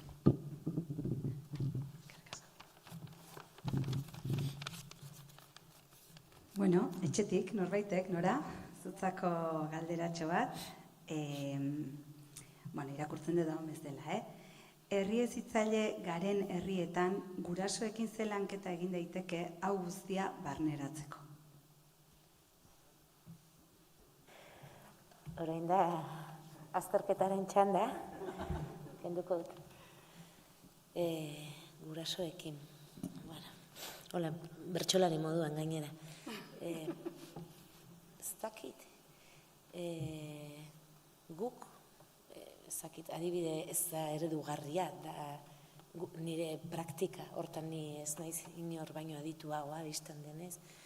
Guk asanblada bat egin dugu, orain gerozta baldintza zorrotzagoa dauzkago elkartzeko, eta frontoian antolatu genuen adibidez asanblada, olako borobil erraldoi bat, eta orain bagabiltza ean onbaitetik lortzen dugun mikrofonoa eta amplifikadoria, ze borobila gerozta handiagoa behar du, eta distantziak eta kontu horiek,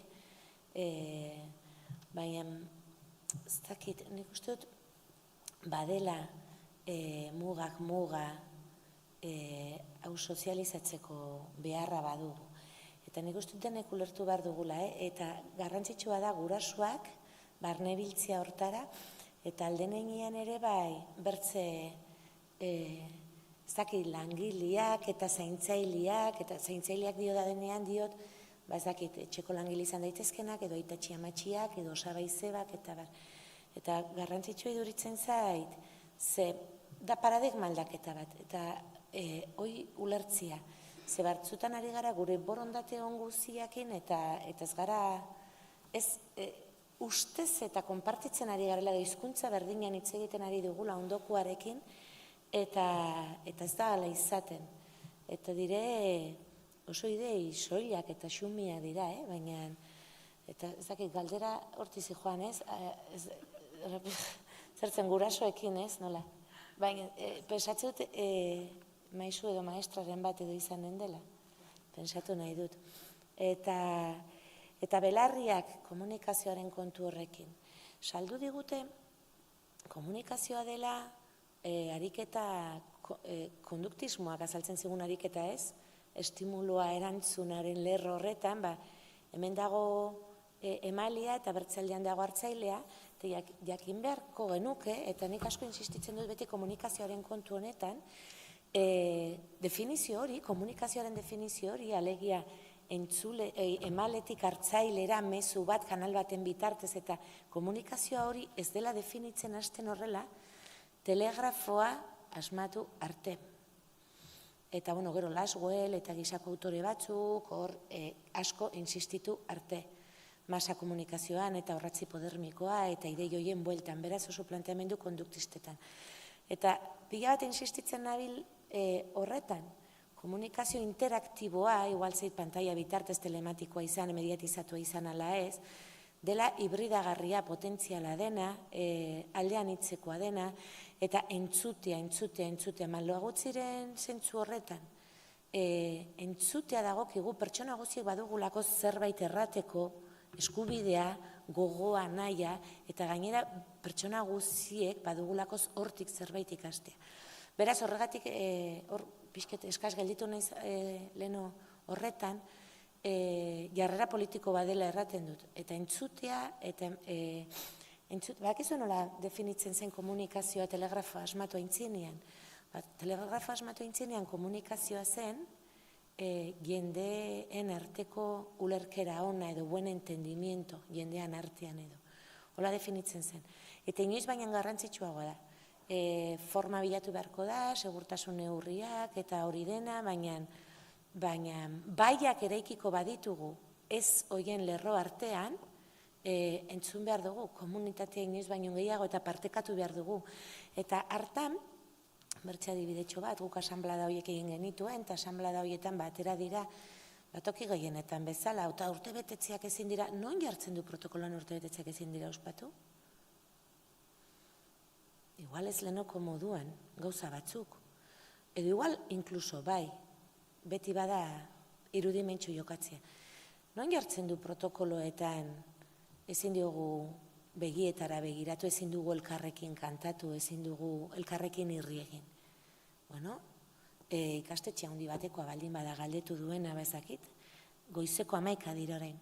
Goizeko 11etan astelenian denek txorio kantatuko bagenu lehioak zabalduta eta geletako ateak zabalduta, hariko ginak eta aldetasuna lantzen, eta bihotzak nola baitere elkarlotzen, eta botxak, eta sentimenduak momentu zehatz horretan.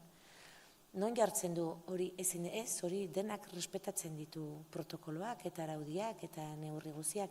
Eta hortan atera dira idei pila bat gurean gurasoek proposatu diguten nola bai egin daiteken urtebetetzea eta beste idei pila bat. Orduan hori asanbladak edo badakit gero ez da mugatuago dela horretan ere, baina saiatu beharko dugu. telematiko horiek, edo ez dakit, baina konpartitzea eta entzuna izatea beste aldea. Batzutan rezelo handiz ari gara, ze nahiko muga handiak dauzkagu eta estres maila oso handia ikastetxeetan, eta gainera ikusten dugu gure lana nola ezbaian jartzen ari den, eta bakoitzak gure egia daukagu, ez dela, eta hori ere gure protokoloaren sarrera horixe da, bakoitzak gure egia daukagu, baina komunitate bezala, gure eskolan dagokiguna, dela balore ekosozialak eta ekofeministak biztan denez kontuan hartuta, elkar zaintzea.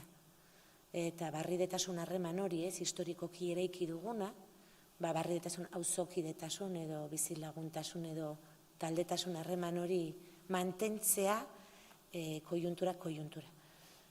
Ez dut uste erantzun dio danik, baina hori atera zaitu barkatu.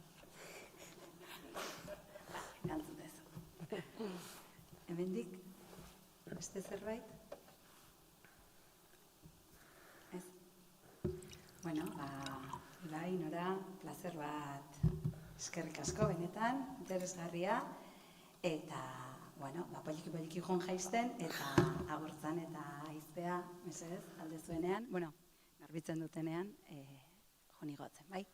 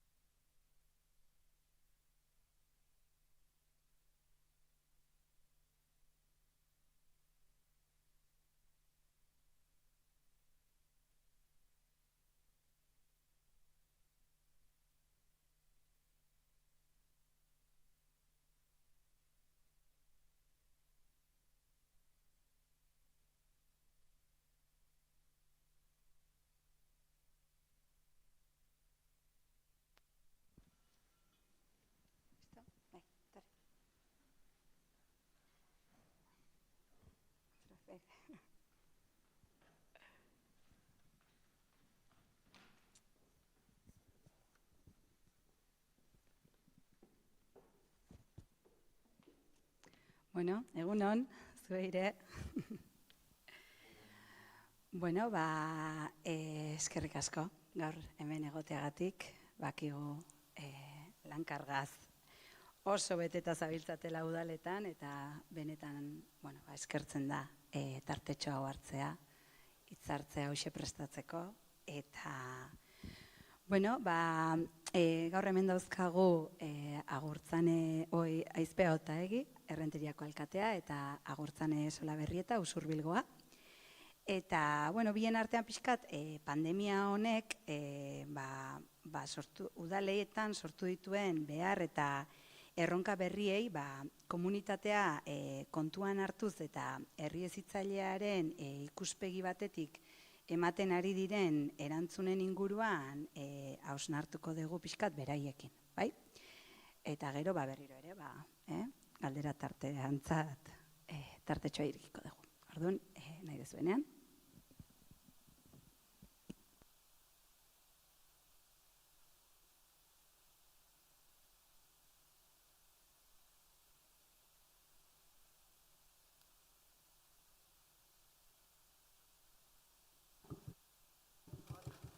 Oso ondo. Egunon, edo eguardion, agian ja dagoenerako. Eta hoxe zer baino lehen, mila esker, zuei, gure herritan, Errenterin eta Usurbilen, pandemia garaiotan ez egiten ari garen kudeaketari tokia egiteagatik, eta batez ere egiten ari garen hori balioan jartzagatik, ez nik horixe azpimarratu nahiko nuke. Jardunaldian goiburuak dio pandemia osteko herri hezitzaileak, ez dut uste oraindik ostean gaudenik, baina osteaz hitz egiten eta hausnartzen hasi beharko dugu, ez? Ez gaude, pandemia bete-betean gaude, osasun adierazleek, egunero Osakidetzak alderatzen duen egoera epidemiologikoaren inguruko txostenak ez du besterik iragartzen, ditugu datu honak, gaur ere neurri berriak iragarriko omen dira, Baina, bueno, pandemia betean egonagatik, eta, bueno, hori xezan pixka bat eskatu zen eguten bideotxo bat egitea, bideo hortan azpimarratu nuen ideia ez. Pandemia betean egonagatik ere, gu behintzat udalean ideia, kendu ingo dut bestela, lurrundu itezaizkit, betaurreko, betaurreko dazkaunontzako mundua hoxe lurrundu eta ikusten deula, eta ez da ondo pasatzen. Bueno, pasaten nahi nintzen bezala, pandemia betean egonagatik ere guk udalean ideia bat garbi daukagula ez, eta da pandemiak ezin gaitula gehiago paralizatu. Eta beraz, martxan jartzeko unea dela, noski beti osasuna abia puntu, osasuna helmuga, zuhurtziei betez, hori da gure printzipio nagusia, baina nola baite gure herriak, oroar gure herriak berraktibatzeko unea dela, gure herriak suspertzeko unea dela ez. Bistan da, ezingo deula lehengo eran aritu, hainbat eredu, hainbat egiteko molde, uztarrezinak, batera ezinak direlako pandemiarekin, baina esan bezala gure herriari, gure herriei bizitza ematea dagokigu ez. Eta bizitza ematea dagokigunean esaten ari gara, gure herriak, gure herrietan bizia ikustea, kalean bizia ikustea ez. Garai zailak eta gogorrak bizitzen ari gea, biztan da, sekula lehenago bizi gabeko eta biziko genuela ere, imaginatu ezin genuen egoera bat, izurrite bat, pandemia bat. Errexia esaten da, ez da indikan zer den pandemia bat. Baina pandemia betean egonagatik ere lehen osan dut, eta hori ere uztailean jakin jardunalditan aipatze genuen ez, gu ohiko klabetan aritu gea, ohiko lan estiloan aritu gea lanean, ohiko ereduan ari gatzaizkio nola baite pandemia honi aurre egiten ez. Eta ziur naho, zue guzti hau ez dela, ez, Oinarri udalsarea osatzen dugun udalok konpartitzen eta praktikatzen ari garen eredua, ez. Ez dut horretan zalantzarik, ez. Udalgintza eredu iriki bat, parte hartzaile bat, eta eraldatzailea izan nahi duna bokazioz, ez. Urte luzeetan usurruien eredu hori landu izan da, saiatzen gera gure politika publikoak herritarrekin lantzen, herritarrekin eraikitzen, eta lan ohitura hori, ez denez gaur egungoa, aspalditik datorren lan ohitura bat denez, erakutsi digu, frogatu ahal izan dugu pandemian, funtzionatu egin duela ez lan estilo horrek, eta nola baite oso zaila zen egoera bat, errazago egin digula edo bidea erraztu digula ez. Egon dira momentuak, herritarrek, herriko eragileek, kolektiboek ez, euren ekarpena egin duten udalean, eta gu, ondo bereiztuz pixka zer da bakoitzaren egitekoa, bakoitza nundik eta zer, baino gai izan geha ez, guzti hori artikulatzeko, eta bueltan ere udalak laguntza eskatu duenean, elkarlana eskatu duenean, ez horixe da bueltan jaso deguna. Eta horrek erakusten du ni ustez, gure udalgintza eredua herrigintza dela, eta herrigintza hartu eta eman eta hartu elkarrekintza bat, baino ez dela ez. Herrigintza badela elkargune bat, herrigintza badela elkarlanerako espazio bat, batez ere esango nuke. Eraldaketari zentzua eta norabidea ematen diona, eta narratiba edo egitasmo aglutinatzaileak sortzeko aukera ematen digun eremu bat. Beraz, ikusi dugun ikustez, pandemia honi kolektibotik erantzutea, ikuspegi komunitario horretatik erantzutea, posible ez ezik, beharrezkoa ere badela ez.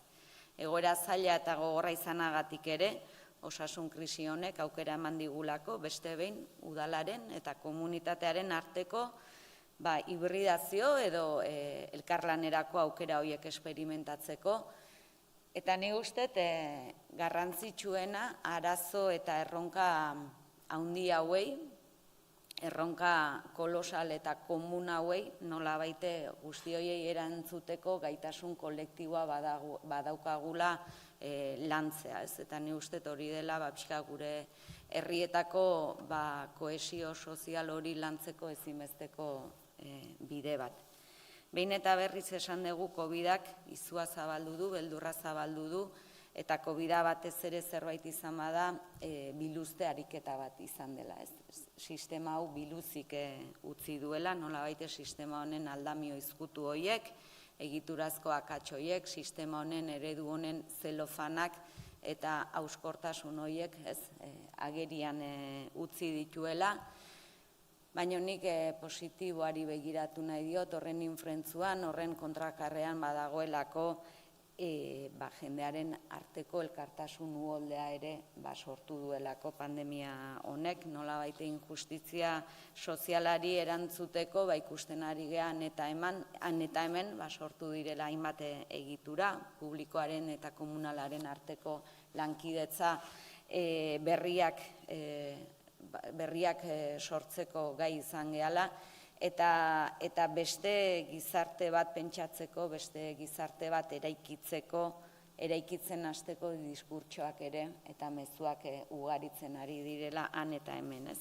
Eta beraz, ikusten ari gara, zein krisialdiek aukera ezin hobea eskain dezaketela, komunitatearen garapen jasangarri hori sustatzeko, gertuko komunitate hori berrindartzeko, eta batez ere komunitate sentimendu hori auspotzeko, ez. Eta hori oinarri, gure kasuan ere, batzuek herrieta, gurasokeria, edota balkoiko polizien eredua landu duten bitartean, gu behintzat saiatu geha jendearen onena zukutzen, horrindarra jartzen eta zaintzan eta elkarren heziketan oinarritutako komunitateak sortzen, sendotzen, ez. Erantzunkidetasunaren ikuspegitik, elkarzaintzaren ikuspegitik, elkartasunaren eraikuntza komun horretatik, eta batez ere, eragile ezberdinen lankidetza markoetatik, ez. Eta esaten nuen bezala aurrekoan ere ustez ez dago errezeta edo lanabes hobeagorik dimentsio honetako pandemia bati aurre egiteko, ez. Uste dut hori lortzen badugu, ez degula soilik lortuko pandemia bati aurre egiteko gaitasuna handituko, uste dut gu guztiok hobeto bizitzeko gaitasuna bera eta aukera bera ere bai, eta baldintzak ere eraikiko ditugula, ez. Baina biztan da, gauza guzti hauek ezin dutela soilik asmo hauek nola baita esan diskurtso hutsalean geratu. Diskurtsoari praktika gehitu behartzaio, azken batean guzti horrek gure jendearen eguneroko bizi moduan, eguneroko behar horietan eraginik ez badu, diskurtso hutsalean geratzen delako asmo on guzti hauek, ez. Eta horregatik, eskatu zenidaten pixka bat ere zer egin dugun horretan indarra jartzea, eta pixka bat ere azalduko dut, esan bezala udalgintza egiteko eredu horretatik, estilo horretatik eta asmo horretatik pixka batez zer egin dugu. Eta zentzu horretan, esan guk lehen unetik, batez ere non jarri dugun begirada, kolektibo zaurgarrienen gainez jarri dugu begirada. Krisiaren aurretik ere hortzeuden, ez dira batean sortu ez kolektibo zaurgarri horiek, krisiaren aurretik ere hortzeuden, baina egia da krisi honek are ikusgarriago egin ditula kolektibo hauek, ez. Eta esango nuke, udaletan diodan bezala hor jarri degula arreta lehen unetik, beste inoren zain egon gabe. Eskumena gurea izan edo iz izan. Premia benetan egoera horiei erantzutea zelako, ez. Eta erakutsi dugu oso baliabide mugatuak baditugu ere, baina herritarrekin lankidetza markoak eratuz, sinergia horiek sortuz, posible dela lokaletik erantzutea. Nik uste beste erakunde eta instituzio askok gaitasun eza erakutsi duten bitartean.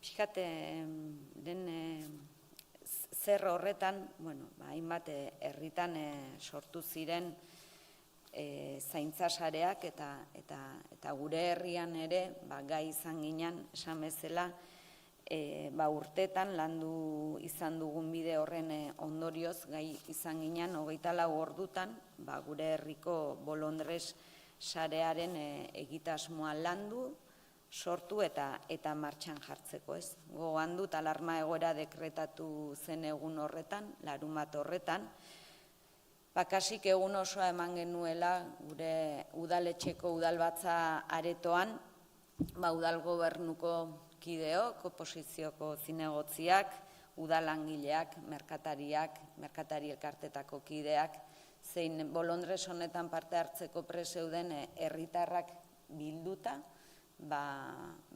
guzti honi forma ematen, ez? 25 lagun inguru egongo ginen pleno areto hartan, dinamika ezberdinetan, bilera zabalean, bilera txikian, eta gai izan ginen, eta uste dut oso ondo artikulatu genuela, zertzen udalak egin behar zuela, zertzen herriko merkatarien zeregina, eta zein esparrutan lagun zezaketen voluntarioek.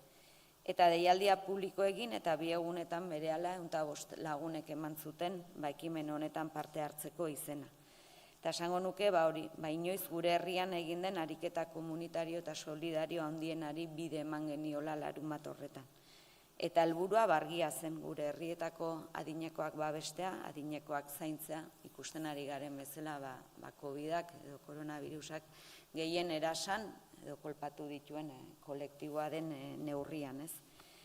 Eta ni uste zentzu horretan orain badaukagula ere gogoeta bat egiteke, nola baliatu halako sare hauek modu iraunkorragoan, ez? Egia da, alarma egoerak bertan bera geratu zela, ez dakit besterik etorriko den, baina bertan bera geratu zela, baina alarma egoera bertan bera geratzeak ez ziren bukatu zaurgarritasunak, ez ziren bukatu beharrak, eta orduan, ni uste badaukagula gogoeta bat egiteke nola iraunkortu esan bezala sare hauek iraupen hori bermatzeko, ez? Eta, hortxe usten dut, ni badaki gure herrian badagoela horren inguruko gogoeta bat esan bezala, iraupen jasangarri hori bermatuko duen benetan komunitate saretu horiek sortu alizateko, ez dadila izan soilik larrialdi egoeretarako, momentu estremo horietarako sortzen ditugun sareak izan, ez? Eta horretaz aparte, lanildo ezberdinak ere jarri genituen martxan, eta ala nola, aipatuko ditut, lanildo guzti hauen, helburua bazelako herritar ororen oinarrizko behar sozialak bermatzeaz. Bat, elikadura bankua ixtearekin bat, patean ixtearekin bat, herriko hainbat familian elikadura kolokan geratu zen, eta beraz egoera larri eta estremo horri erantzun ahal izateko, ezoiko diru laguntza lerro berezi bat jarri genuen martxan, 10 eguneko epean. Eta, gai izan ginen oso epe motzean, burutazioz eta legeak eta ematen zigun aukera baliatuz, esan bezala, alako diru laguntza bat martxan jarri ahal izateko, gure herritarrei oinarrizko elikadura bermatu ahal izateko, ez? Herriko 32 familiek jaso zuten diru laguntza hori. Garai haietan ere, isolamendu egoeran, adinekoen bakardadea zertxo baite arintzeko asmoz, eta nola baite, sostengua, babesa, laguntza eskaintzeko helburuz, bi alditan 65 urtetik gorako herritar guztiei telefono deiak egin genizkien, 1204 herritarri, hain zuzen ere, 2-3 egunetan 800-dik gora dei egin genitun, eta baita ere, 2 alditan ere, musukoak banatu, ez. Horretan, udal gobernuko kideok eta 22 udal langile aritu ginen zeregin horretan, eta zentzu horretan, azpimarratu nahi dut ere, garai hauetan, kudeaketa honetan, udal langileek izan duten konpromisoa ere. ni uste gutxi hitz egiten dela udal langilez, eta gure kasuan behintzat oso garbi dakat halako ekimenak aurrera ateratzea ezinezkoa izango litzatekela udal langileen konpromiso hau izan ez bagenu, eta alde horretatik bada nabarmendu eta txalotu beharreko jarrera baneretzako iasan, hori bada alako langilekin lan egin alizatea ez. Eta esan, dei hauek izugarrizko arrastoa utzi zutela, guk egun haietan gehien entzute genituen hitzak eskerrik asko hitzak ziren, herriko adinekoek eskerrik asko nirekin gogoratzagatik. Behin eta berriz, entzun izan genuen hitzak izan ziren, eta horrek erakusten du zer gutxi behar dugun.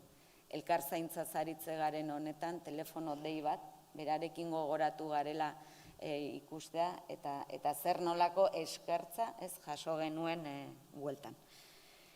Guretzako, kolektibo zaurgarri eta zari garenean, adineko personak erdigunean jartzeaz gain, gure politika publikoetan erdigunean jartzeaz gain, bada beste kolektibo bat, eta hori emakumeak dira, eta nagusiki tratu txarrak jasaten dituzten emakumeak ez. Etxea zen garai haietan gure gotorleku, gure babes toki, eta emakume askorentzako etxea etzen babes toki, eta bazen hain zuzen ere arrisku toki ez. Eta beraz, egoera horren aurren, bitarteko bereziak prestatu genituen udaletxetik, 3 etxe egokitu genituen, etxe haietatik ateratzeko beharra izan zezaketen emakumei eskaini ahal izateko, eta tamalez esan gure aurreikuspenek ez zutela hutsik egin, 2 etxe betez genitulako eta bertan jarraitzen dute oraindik ez. Laugarren ildo bezala guretzako ere herritarren zaintza zari ganean, birusaren edapena murrizteko lanetaz ari ganean hondakinen bilketa izan zen. Horre hondakinen COVID-angatik kutsatuta edo gaixorik edota itxialdian zeuden herritarrei abiatutako zerbitzu berezi bat, hondakinen bilketa zerbitzu berezi bat jarri genuen martxan. Eta esan behar dut, lehen goraipatu ditut herriko udaleko langileak, goraipatu nahi ditut ingurumen sailean lanean ari diren langileak, inoiz, inon, sortu gabeko protokolo bat sortu zelako, garai hauetan ere nola bildu behar ditugun hondakinak, nola bereiztu behar ditugun hondakinak, eta zer nolako zerbitzua eman bertzaien herritarrei. 5. hildoan nagusiki garbi geneukan ere dana itxita egonagatik ere zerbitzu publikoak ezin genituela itxi, eta ze garrantzitsua zen zerbitzu publikoak sendotzea lehen eta orain. Eta orain are gehiago ez, saiatu ginelako beste modu batean bazen ere, zerbitzuak berregokituta baziren ere, zerbitzu publiko horiek bizirik mantentzen ez. Hala nola, gaztelekua bera, harremanitzek gure ikastetxetan eskaintzen duen hezkidetza programak, edota esperientzi adinekoi zuzentzen zaien esperientzi eskola bera ere ez. Eta itxi behar izan genituen kasuetan, hor ere, Errenterin ere egingo zuten noski, bertako langileek, sufri zerbitzu horietan aritzen ziren langileek, sufri ez ezaten inolako kalterik, zer nolako lanketa egin denuen, hori aipatu nahi dut, porque gutxi hitz egiten da horretaz, eta guretzako hori izugarrizko lanketa izan zen, zerbitzu horiek eskaintzen duten enpresekin, egin behar izan genituen elkarrizketak akordioak, kalte ordaina bermatzeko esan bezala beti ere helburua izan zedin zerbitzu horietan lanean ari ziren langileek, itxialdiaren kalterik izan ez etzaten. Eta hor badago dudigabe zerbitzu publikoaren aldeko apustu bat, zerbitzu publikoak sendotzeko apustu handi bat. Eta tartean baumen eguna ere antolatu genuen, hemen aritu geha aurrez hizketan asko, biztanda aurrak itxialdian kolektibo zaurgarria izan dela, kolektibo ahaztua esango nukenik, eskubiderik gabeko kolektibo bat izan dela, aste luzeetan kalerik zapaldu ere egin ez zuen kolektibo bat izan zela. Eta beraz, egindako ahalegin hori eskertu eta nolabaiten aitortza publiko hori egiteari begira, haiei zuzendutako egun bat antolatu genuen, egun bikaina izan zen, ni uste herritar guztiok hunkitu gintun eguna izan zela, izan ere, hor sortu zelako zerbaiten parte, kolektibo, komunitate baten parte sentiarazi gintuen eguna izan zelako, ez. Bistan da orain beste ataka eta tenore batean gaudela, ez gaude alarma egoera betean, normaltasun berria deitzen dioten egoeran gaudela, eta esan behar dut, konfinamendua oso egoera estremoa eta larria izanagatik ere, agian kudeaketaren ikuspegitik orain begiratuta, berrazataen iruditu zitzaidan, gerora etorri ziren, deseskalada eromen horrekin alderatuz, eta oraingo egoerarekin ere ez. Nik uste dudalako benetan, hemen aipatu da, dena berrantolatzeko, dena berpentsatzeko, dena sormenerako garaiak direla. Eta beraz uste dut erronka handiak ditugula aurrean, eta nik, egia da krisilatzak datozkigula, baino krisialdi guztiek dituzte mehatxuak,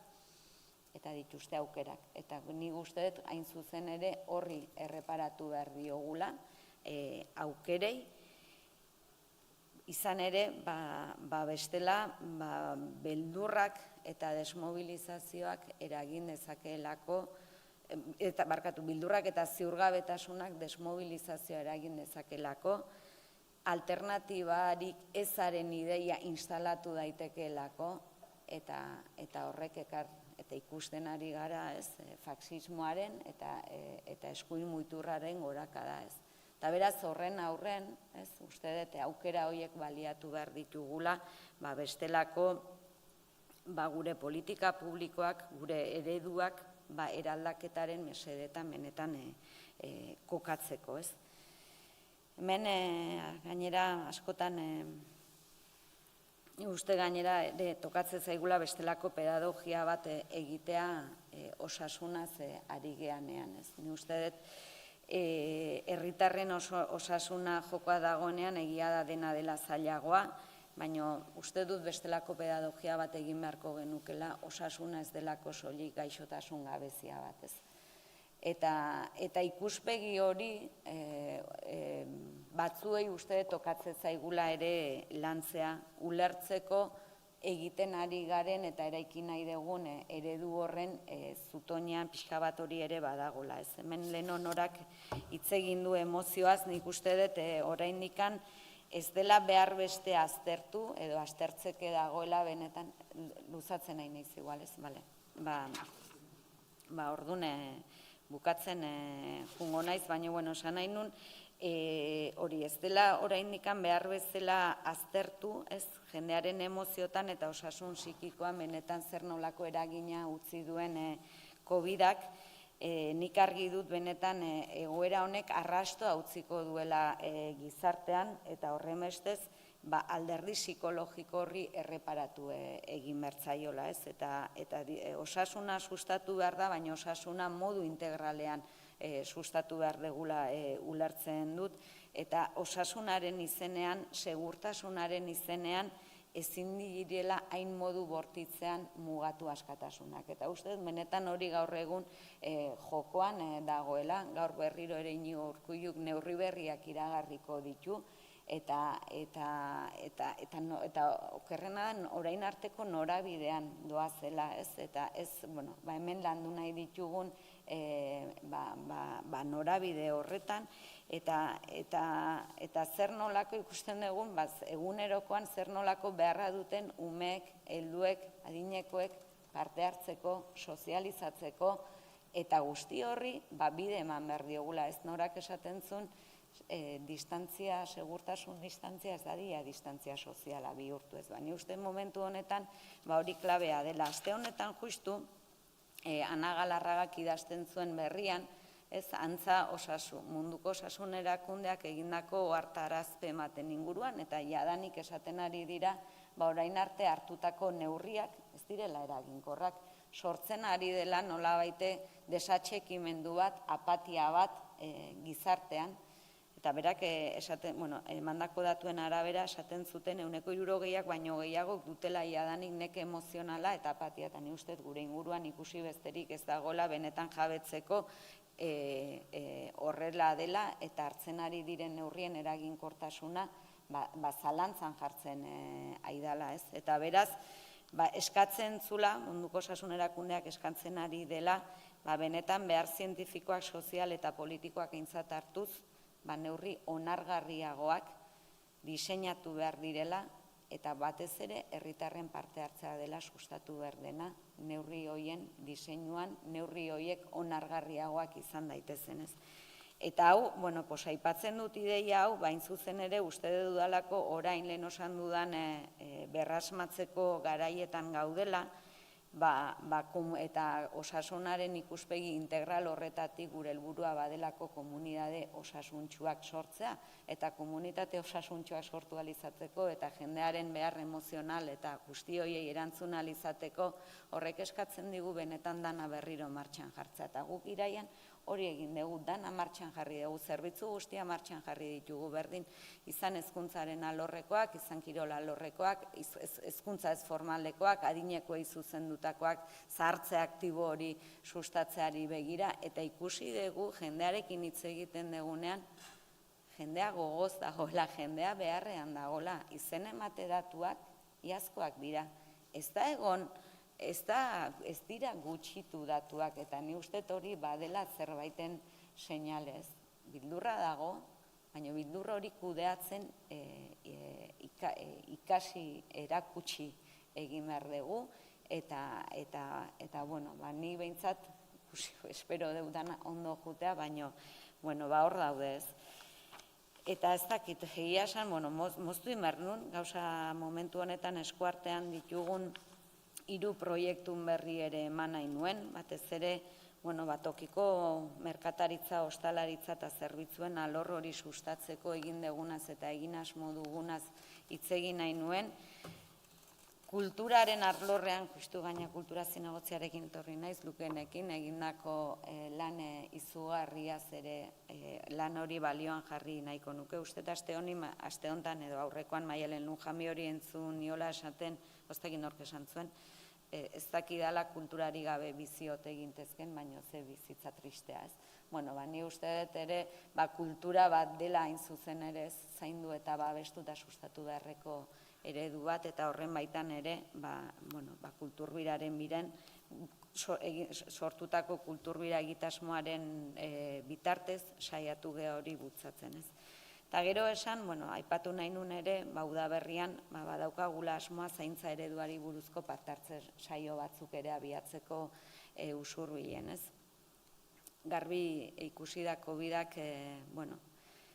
agerian utzi duen guzti hortaz aritu geha, eta agerian utzi duen guzti horretaz nabarmenena zaintza krisia izan da. Garbi ikusi da zaintza eredua berrantolatu egin beharra dagoela, justu guk oraintxe beterri buruntzan, bertako berdintasun teknikarien eskari, zaintza erregimenaren inguruko diagnostiko bat egin berri digute, oso tresna potentea, ez guk politika publikoak eraiki behar ditugun udalontzako, datorren astebukaeran ditugu jardunaldiak gai honetan sakontzeko, eta hori oinarri, pixka bat diagnostiko hori oinarri, baina genuen udaberrian pixka bat zaintza ereduaren gaineko parte hartze prozesu bat eginez. Eta gure buruari galdetu nola zaindua izan nahi dugun, nola zaindu nahi dugun, eta horretarako, bai herritarretatik, erakundetik, komunidadetik, zer baliabide jartzeko pres gauden eredu horren mesedetan, ez. Bistan da hau sistema oso bat dela, sistema oso airautzea dela, baina berriro ere uste dut auzoetatik, herrietatik, komunidadetatik, hasi behar degula ez pauso txiki egitasmo eraldatzaile hoietatik, dauzkagun erronka, lehen esandako erronka kolosal horiei aurre egiten. Eta, bueno, esan guk bide horretan jarraituko degula, gure lokaletik, gure herritik esan bezala, gure ekarpena egiten. Mila esker.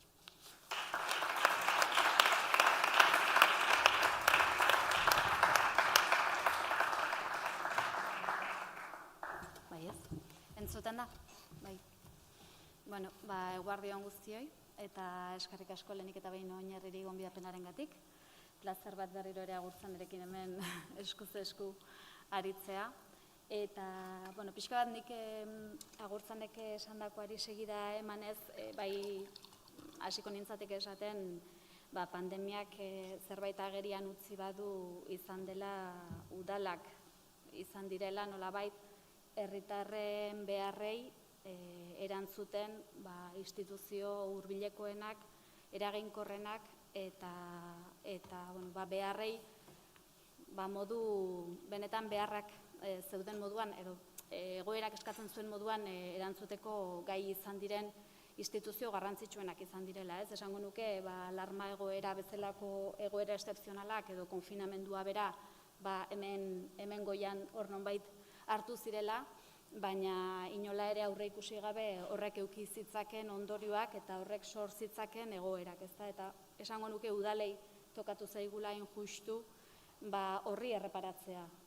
Neurri estremo horien eta bizitzen ari ginen muturreko egoera horrek herritarrengan eragin zitzaken egoerak aurre ikusi, zaurgarrien izan zitezkeen kolektiboak identifikatu eta beraiei begirako estrategiak garatzea egokitu zaigula, eta esango nuke horixe ez, udalak izan garela nolabait eraginkorren herritarren premia eta beharrei erantzuteko garaian, ezta?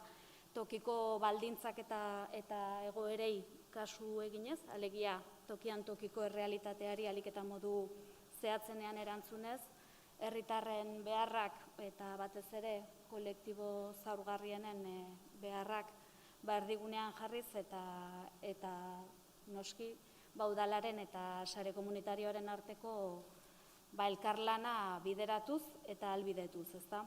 Gure kasuan, agurtzanek aipatu ditu pixka bat, pandemian zehar Usurbilgo udaletik hartutako ekimenak, garatutako estrategia horiek, eta nien naiz gehiegi horretan luzatuko, seguraski ere ezagunak zaizkigulako garatutako estrategia horietako batzuk, herri batzuetan baino gehiagotan ere garatu direlako, ez da gure kasuan, guk zaintza sare publiko komunitarioa izendatu genuen hori eraiki genuen, pixka bat dimentsio aldetik gurea 40.000 biztanleko herria da, eta gure kasuan 500 voluntariorekin osatu genuen zaintza sare publiko komunitario hori, eta egia esan egitura hori bera artikulatzea izan zen oso gauza ederra, eta nik uste dut aztertzeko modukoa, ez? Interesgarria, nola 500 lagun binkulatzen diren oso momentu jakinean eta oso denbora laburrean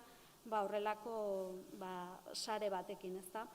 Eta, sare hori artikulatzearekin batera joan ginen une zaurgarrien izan zitezken kolektiboak identifikatzen eta horiengan eragiteko estrategiak zehazten, eta egia esan estrategia horietako asko zaintza sare publiko komunitarioari esker implementatu ahal izan genituen, ez? Eta, aipagarrienen artean edo batzuk nabarmentzeko bai aipatuko nuke, agurtzanek ere nabarmendu duen bezala, adinekoei oso denbora laburrean, ez? Gure kasuan 8.000 lagun ziren, 70 urtetik gorakoak edo 75 urte eduki eta bakarrik bizi ziren herritarrak, eta 8.000 horiei astebetean deitzeko ahalmena izatea izugarria da, eta hori hain justu zaintza sare publiko komunitarioari esker lortu genuen, ezta? Baina bestelako ekimenak ere izan genituen, besteak beste, gure eskumenak alde batera utziz edo horiek gaindituz nolabait, konfinamendu egoerak ikasleengan zer nolako egoera generatu zuen horri erreparatuz, ezta? Zenbateraino zeuzkaten gure ikasle guztiek etxetik ikasketa prozesuarekin jarraitzeko baliabideak, bai ordenagailuak, bai sarera konektatzeko txartelak. Ez da horri erantzutea ere oso gauza garrantzitsua izan zen, besteak beste, ongizateaz gain, eskubidez ere ari garelako, kasu batzuetan, etxegabeak aipatu dira, etxegabeak nola konfinatzen dira, edo non konfinatzen dira, haien nolabait konfinamendu alik eta duinen aukiz ezaten ere albidetu zen.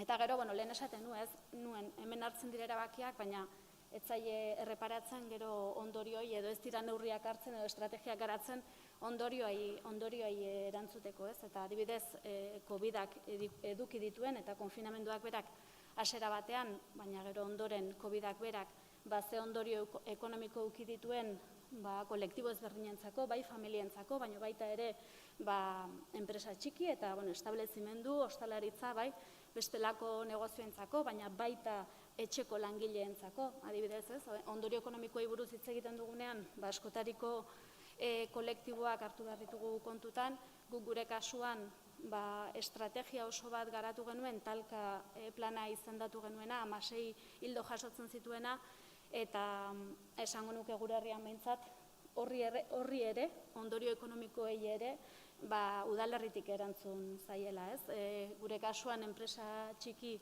eta negozioek 800.000 euro baino gehiago jaso dituzte diru laguntza zuzen modura, eta jakin nahiko nuke gure herrian, Eusko Jaurlaritzatik adibidez, edo Foru Aldunditik, ze diru iritsi diren, orduan, pixka bat esaten dugunean, udalak izan direla pandemia egoera honi, eta pandemia egoerak sortutako egoera muturreko hoien aurrean, erantzuten eraginkorri izan garen udalak, dimentsio askori buruz hitz egin dezakegu, zaintzari buruz hitz egin dezakegu, hitz egin dezakegu hezkuntzari buruz, hitz egin dezakegu baita baldintza ekonomikoei eta garapen ekonomikoari buruz. Beraz, pixka bat nabarmentzea udalen eraginkortasun hori.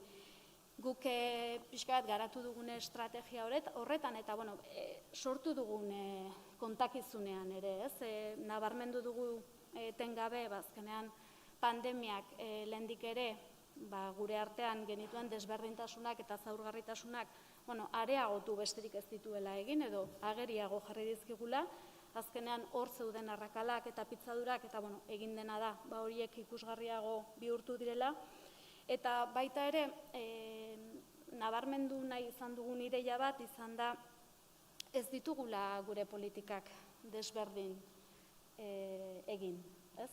Behar bada, pitzadura horiek edo arrakala horiek nabarmenago geratu diren bezala, gure politikak ere nabarmenago geratu direla. Baina finean egin duguna izan dela azkeneko urteetan garatu dugun udalgintza horretan sakondu, hori besterik ez dugula egin, eta inkluso aukera bat izan dela ere gure udalgintzan, gure udalgintza herrigile horretan edo eraldatzaile horretan sakontzeko, eta justu pitzadura horiek edo gure arrakala horiek ageriago geratu diren bezala, gure politikagintza edo gure udalgintza ere ageriago geratu dela, eta behar bada nabarmenago geratu dela eredu talka edo gauzak egiteko modu desberdinak daudela, eta herrigintza, udalgintza garatzeko oso modu desberdinak daudela, ezta. Orduan, nik hori laburbilduz bai esango nuke zer ez dela hutsetik sortzen, gure herrian behintzat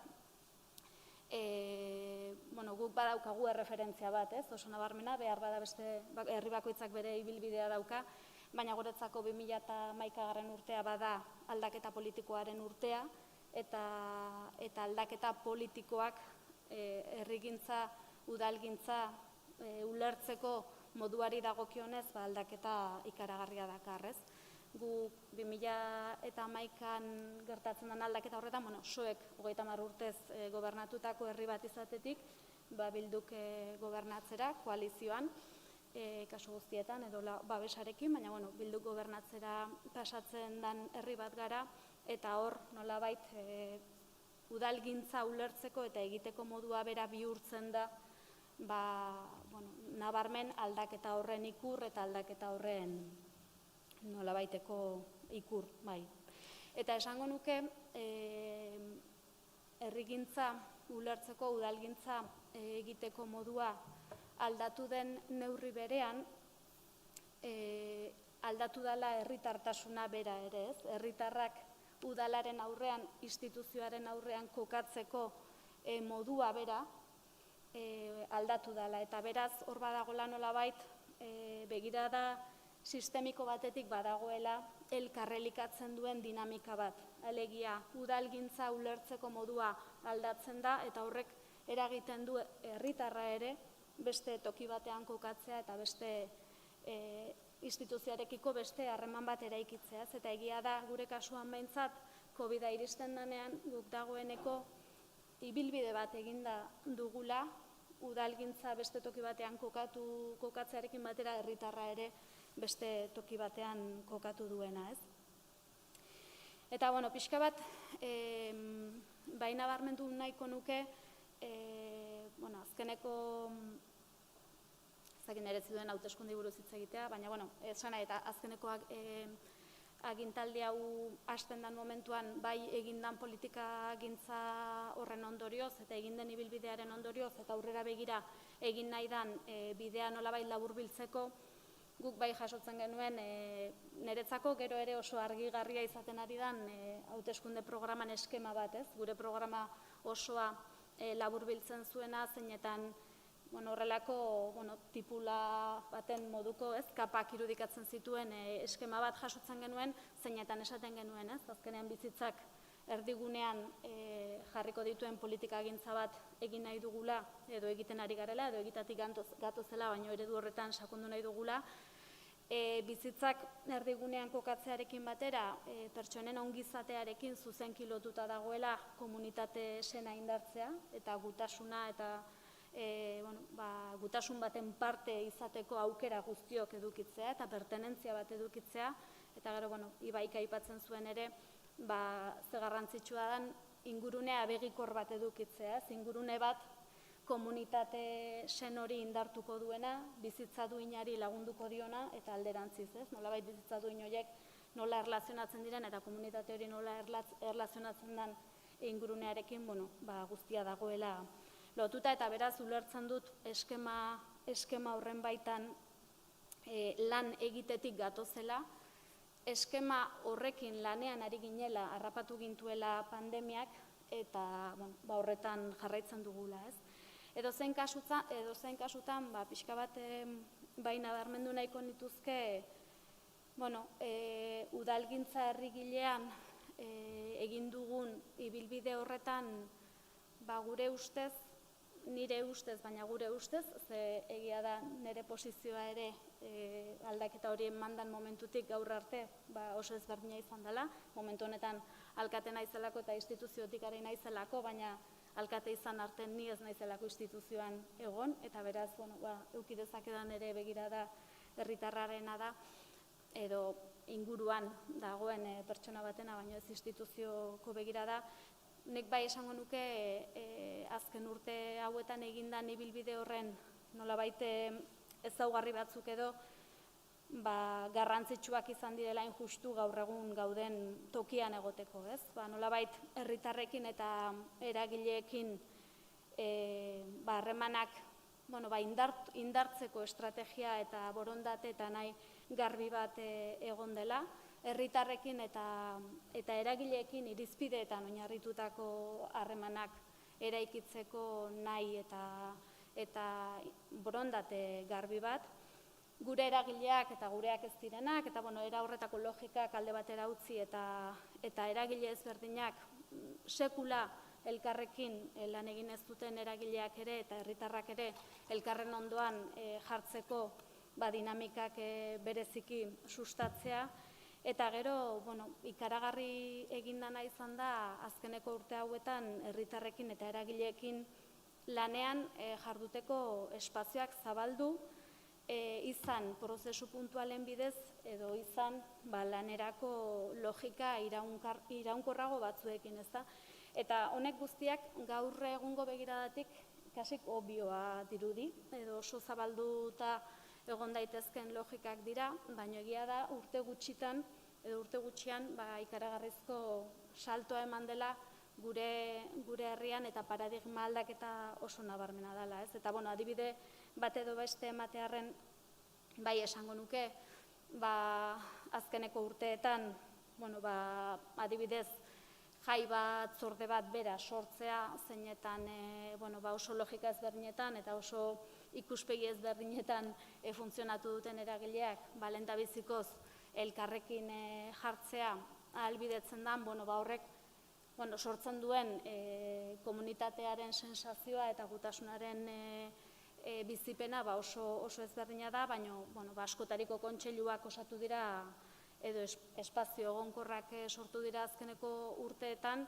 edo askotariko gaiak lantzeko, ezta? Eta gaur egun esan dezakegu gure herrian 10-12 bat kontseilu eta lan mahai dauzkagula, oso dinamika ezberdinak dauzkatenak, baina batzuk oso formalak izan daitezken bezala, badauzkagu kontseiluak eta lan mahaiak azkenean departamentu horretako edo arlo horretako politikak eraikitzeko garaian erabat erabakigarriak direnak edo kokreaziorako espazio oso garbiak eta nabarmenak direnak, ezta?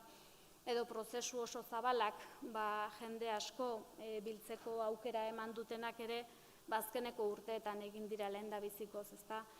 Plan estrategiko bat herritar guztien parte hartzeari zabalik egongo dena, hori azkeneko urteetan egon da, eta horrek aukera eman die herritarrei, etorkizuneko herriari buruzko ikuspegi partekatu bat lantzeko, sekula lehenago eginetzan bezala, ezta?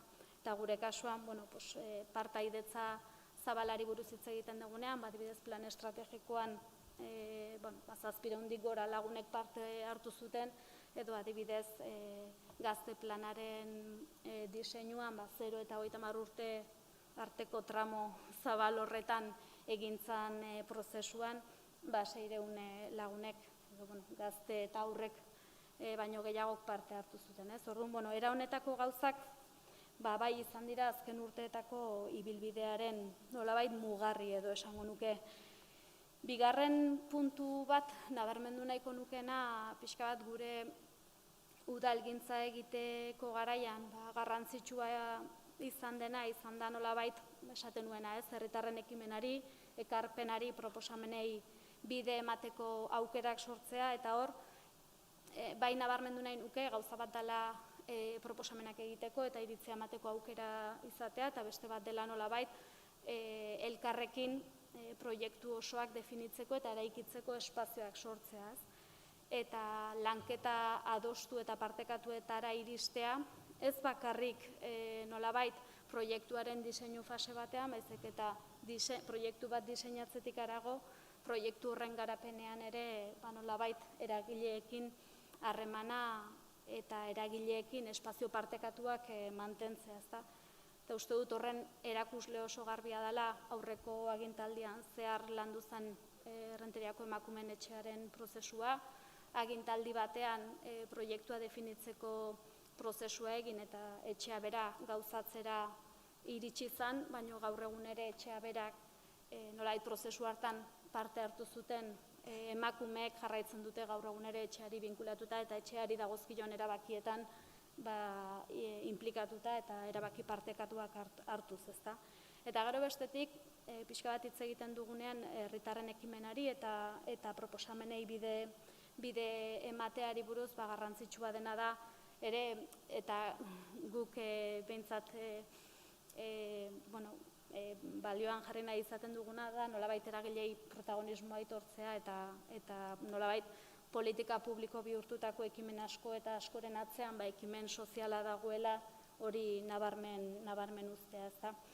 Eta egia esan horren adierazgarri oso sinplea da gure prentsaurreko ia guztietan ez garela instituzioa bakarrik agertzen, ezta, gure prentsaurrekoetako argazki guztietan daude herritarrak eta guztietan daude eragileak, baina parte hartu dutelako aurkeztera goazen horren definizioan eta parte izango direlako baita aurkezten ari garen horren garapenean ere, ezta. Hirugarren puntua pixka bat garrantzitsua dana garatzen ari garen herrigintza horretan esango nuke dela justu kohesioa lantzea, komunitate bakarra garenaren ideia hori eta gutasun hori lantzea, ezta. Eta hor, batez ere, eduki ditzakegun banaketa ideologiko, sozioekonomiko, jatorriari lotutako edo dena delako ezaugarrien baitako ezberdintasunetatik harago, komunitate bakarra garenaren ideia lantzea.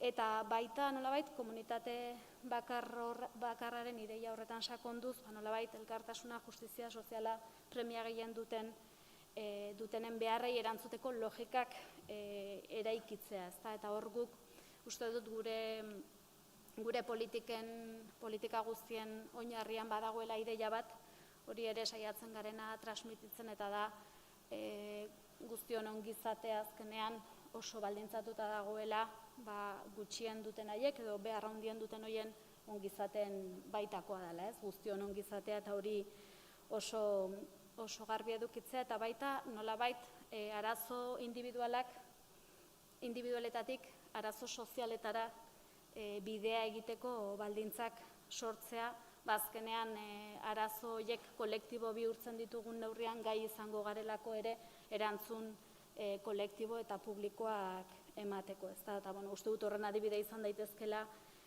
zaintza sare publiko komunitarioa bera, baina adibidez gure herrian normalizazio politikoaren esparruan egindan bidea ere, uste dut oso adibide esanguratsua izan daitekela komunitate bakarra garenaren ideia hori lantzeko, ez?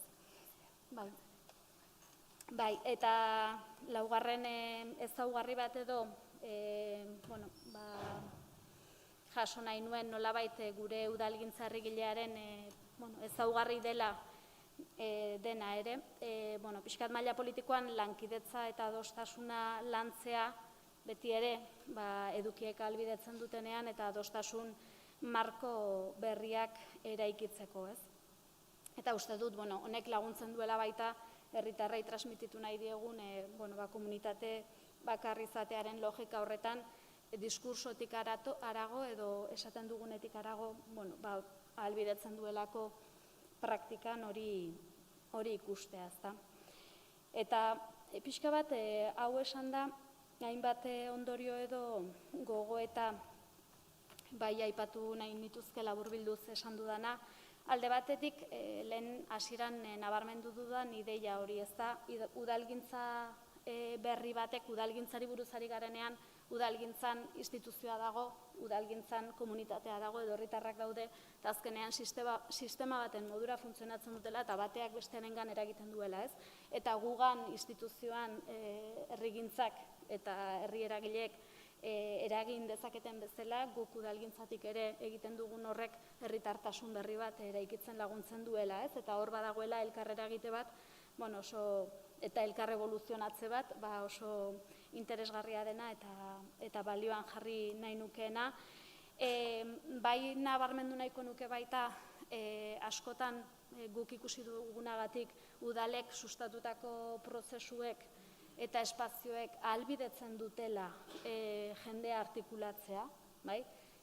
Arlo edo esparru batzuetan jende artikulatuago dago edo antolatuago dago beste batzuetan baino, eta gure esperientzian behintzat udaletik esparru batean lan egiteko aukera zabaldu danean, horrek berak lagundu duela herrian esparru hori artikulatzen, eta uste dut baditugula horren adibide oso interesgarriak, orain azken adibidez, LGTBI kolektiboaren inguruan egin gendune diagnostiko bat duela 2 urte, eta diagnostiko horren baitan, behar bada pixkat konexiorik gabe edo zegoen jende artikulatzeko aukera sortu da, eta oso lan polita egiten ari da, espazio bat generatu delako, zeinetan individualki jendeak bat egin zezakeen, eta gainera bada espazio bat, nolabait fruituak ematen dituena eta gauzak egiteko ahalmena duena, ez?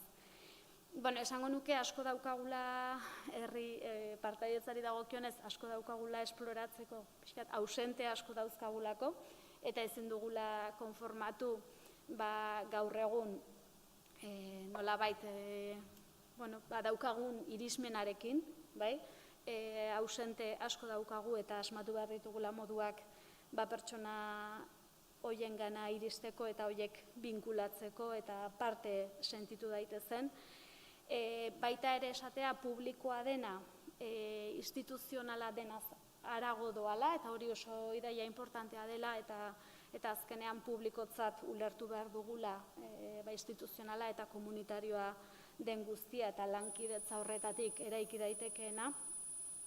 Gainerako politikei bezala parte hartzeko eta gainerako politiketan bezala barkatu esaten ari ginen, ez? Eta Agurtzenek esaten zuen amaieran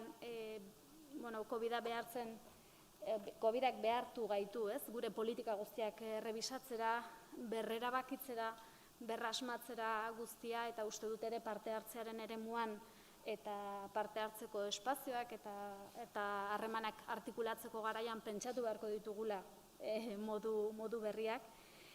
Eta azkenik esan, udalak bagarela oso instituzio eraginkorra, edo hori erakutsi dugula, baina, pixkat metafora beste norbaiti entzunion metafora bat erabiliko dut,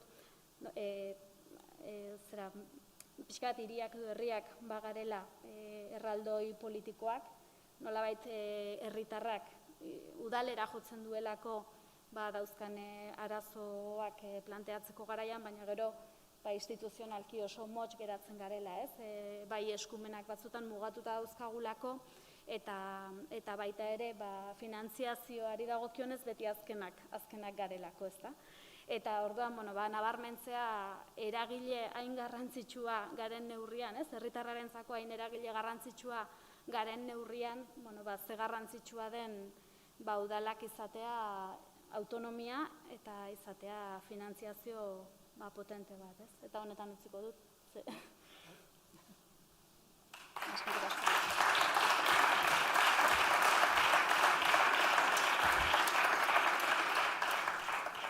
Ondo, eskerrik asko Biloi. Ez dakit, galderantzako tartetxoik, bai, txiki bat, bada bat.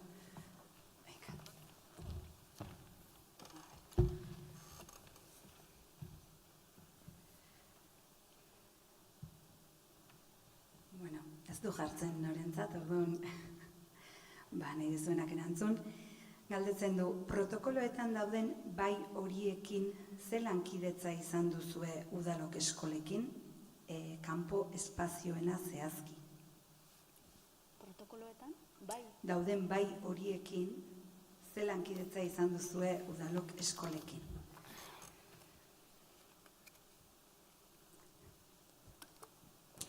Guk eskolekin harremana ere etengabekoa da.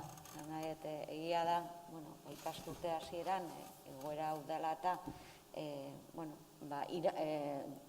nahi bada gehiagotan bildu berre izan dugu ikusteko zeintzuk ziren ikastetxe ezberdinen beharrak, eta hor biztan da udalak ikastetxen esku utzi ditu egon zitezken espazio behar gehiagotarako eraikin publikoak erabilizateko aukera, eta noski espazio publikoa erabiltzeko aukerak errazteari begira. Baina lehen esan dakoa, ez dugu orain arte egin ez dugun ezer berezia egin. Harreman hori etengabekoa delako, eta nola baite gure eskutan egon zitezken baliabide guzti horiek utzi ditugulako hezkuntza komunitatearen esku. Eta aldian biltzen geha, errebisatzen, ikusteko nahikoa ote, gehiago behar, eta alakoetan, baino erantzun dudan edo ez, baino. Bai, nik ere antzera esango nuke konfinamendua hasi eta eskolak itxi ziren momentuan harremanetan egon ginen bezala, ondoren ere harreman hori jarraitua izan dela. Konfinamendu garaian lehen aipatu dut, azaleratu zen ordenagailuen eta eta interneteko konexioen beharra, eta ondoren eskolak hasitakoan bestelako behar batzuk esplizitatu dira, batez ere espazioen erabileraren ikuspegitik, eta zentzu horretan hartu emana estua da, harremana zuzena da, eta eskertzen dute ikaragarri ikastetxek udalak horregotea, bestelako eragileen erantzun maila oso eskasa dalako, ez? Eta hor pena da, eta aprobetxatuko dut esateko pena da hor guk bestelako solaskidetza bat ez edukitzea bestelako instantziekin, ez? Azkenean, beharrak guri etortzen zaizkigu, beharrak alditugun neurrian erantzuten ditugu, baina askotan hortxe geratzen da harremana. Beharrak espazioarekin lotutakoak.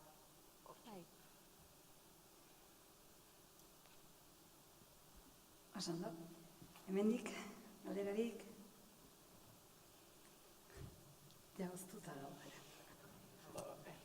Bueno, mila esker. Aizbea, Gortzane, plazer bat, horrelako agintariak eukitzea herri honetan.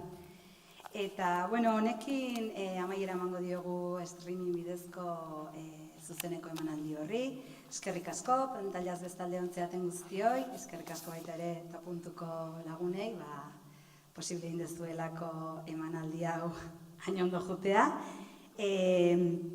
Gogorarazi gaurko hitzartze hauek grabatuta gelditu direla, orduan datozen egunetan eskuragarri jarriko ditugula herriezitzailea.eus atarian.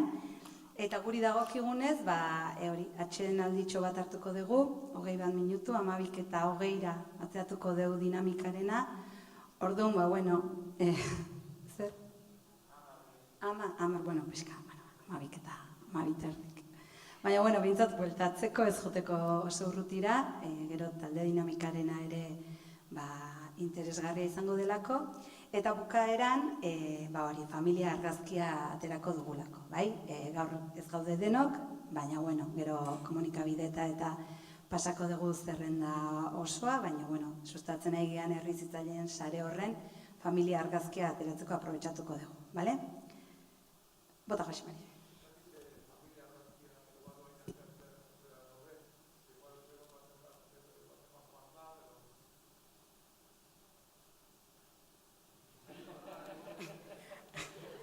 Ez da dila inor joan. Dinamika oso garrantzitsua izango da. Hala, 12:30 denok hemen, bale? Venga, bantxerte.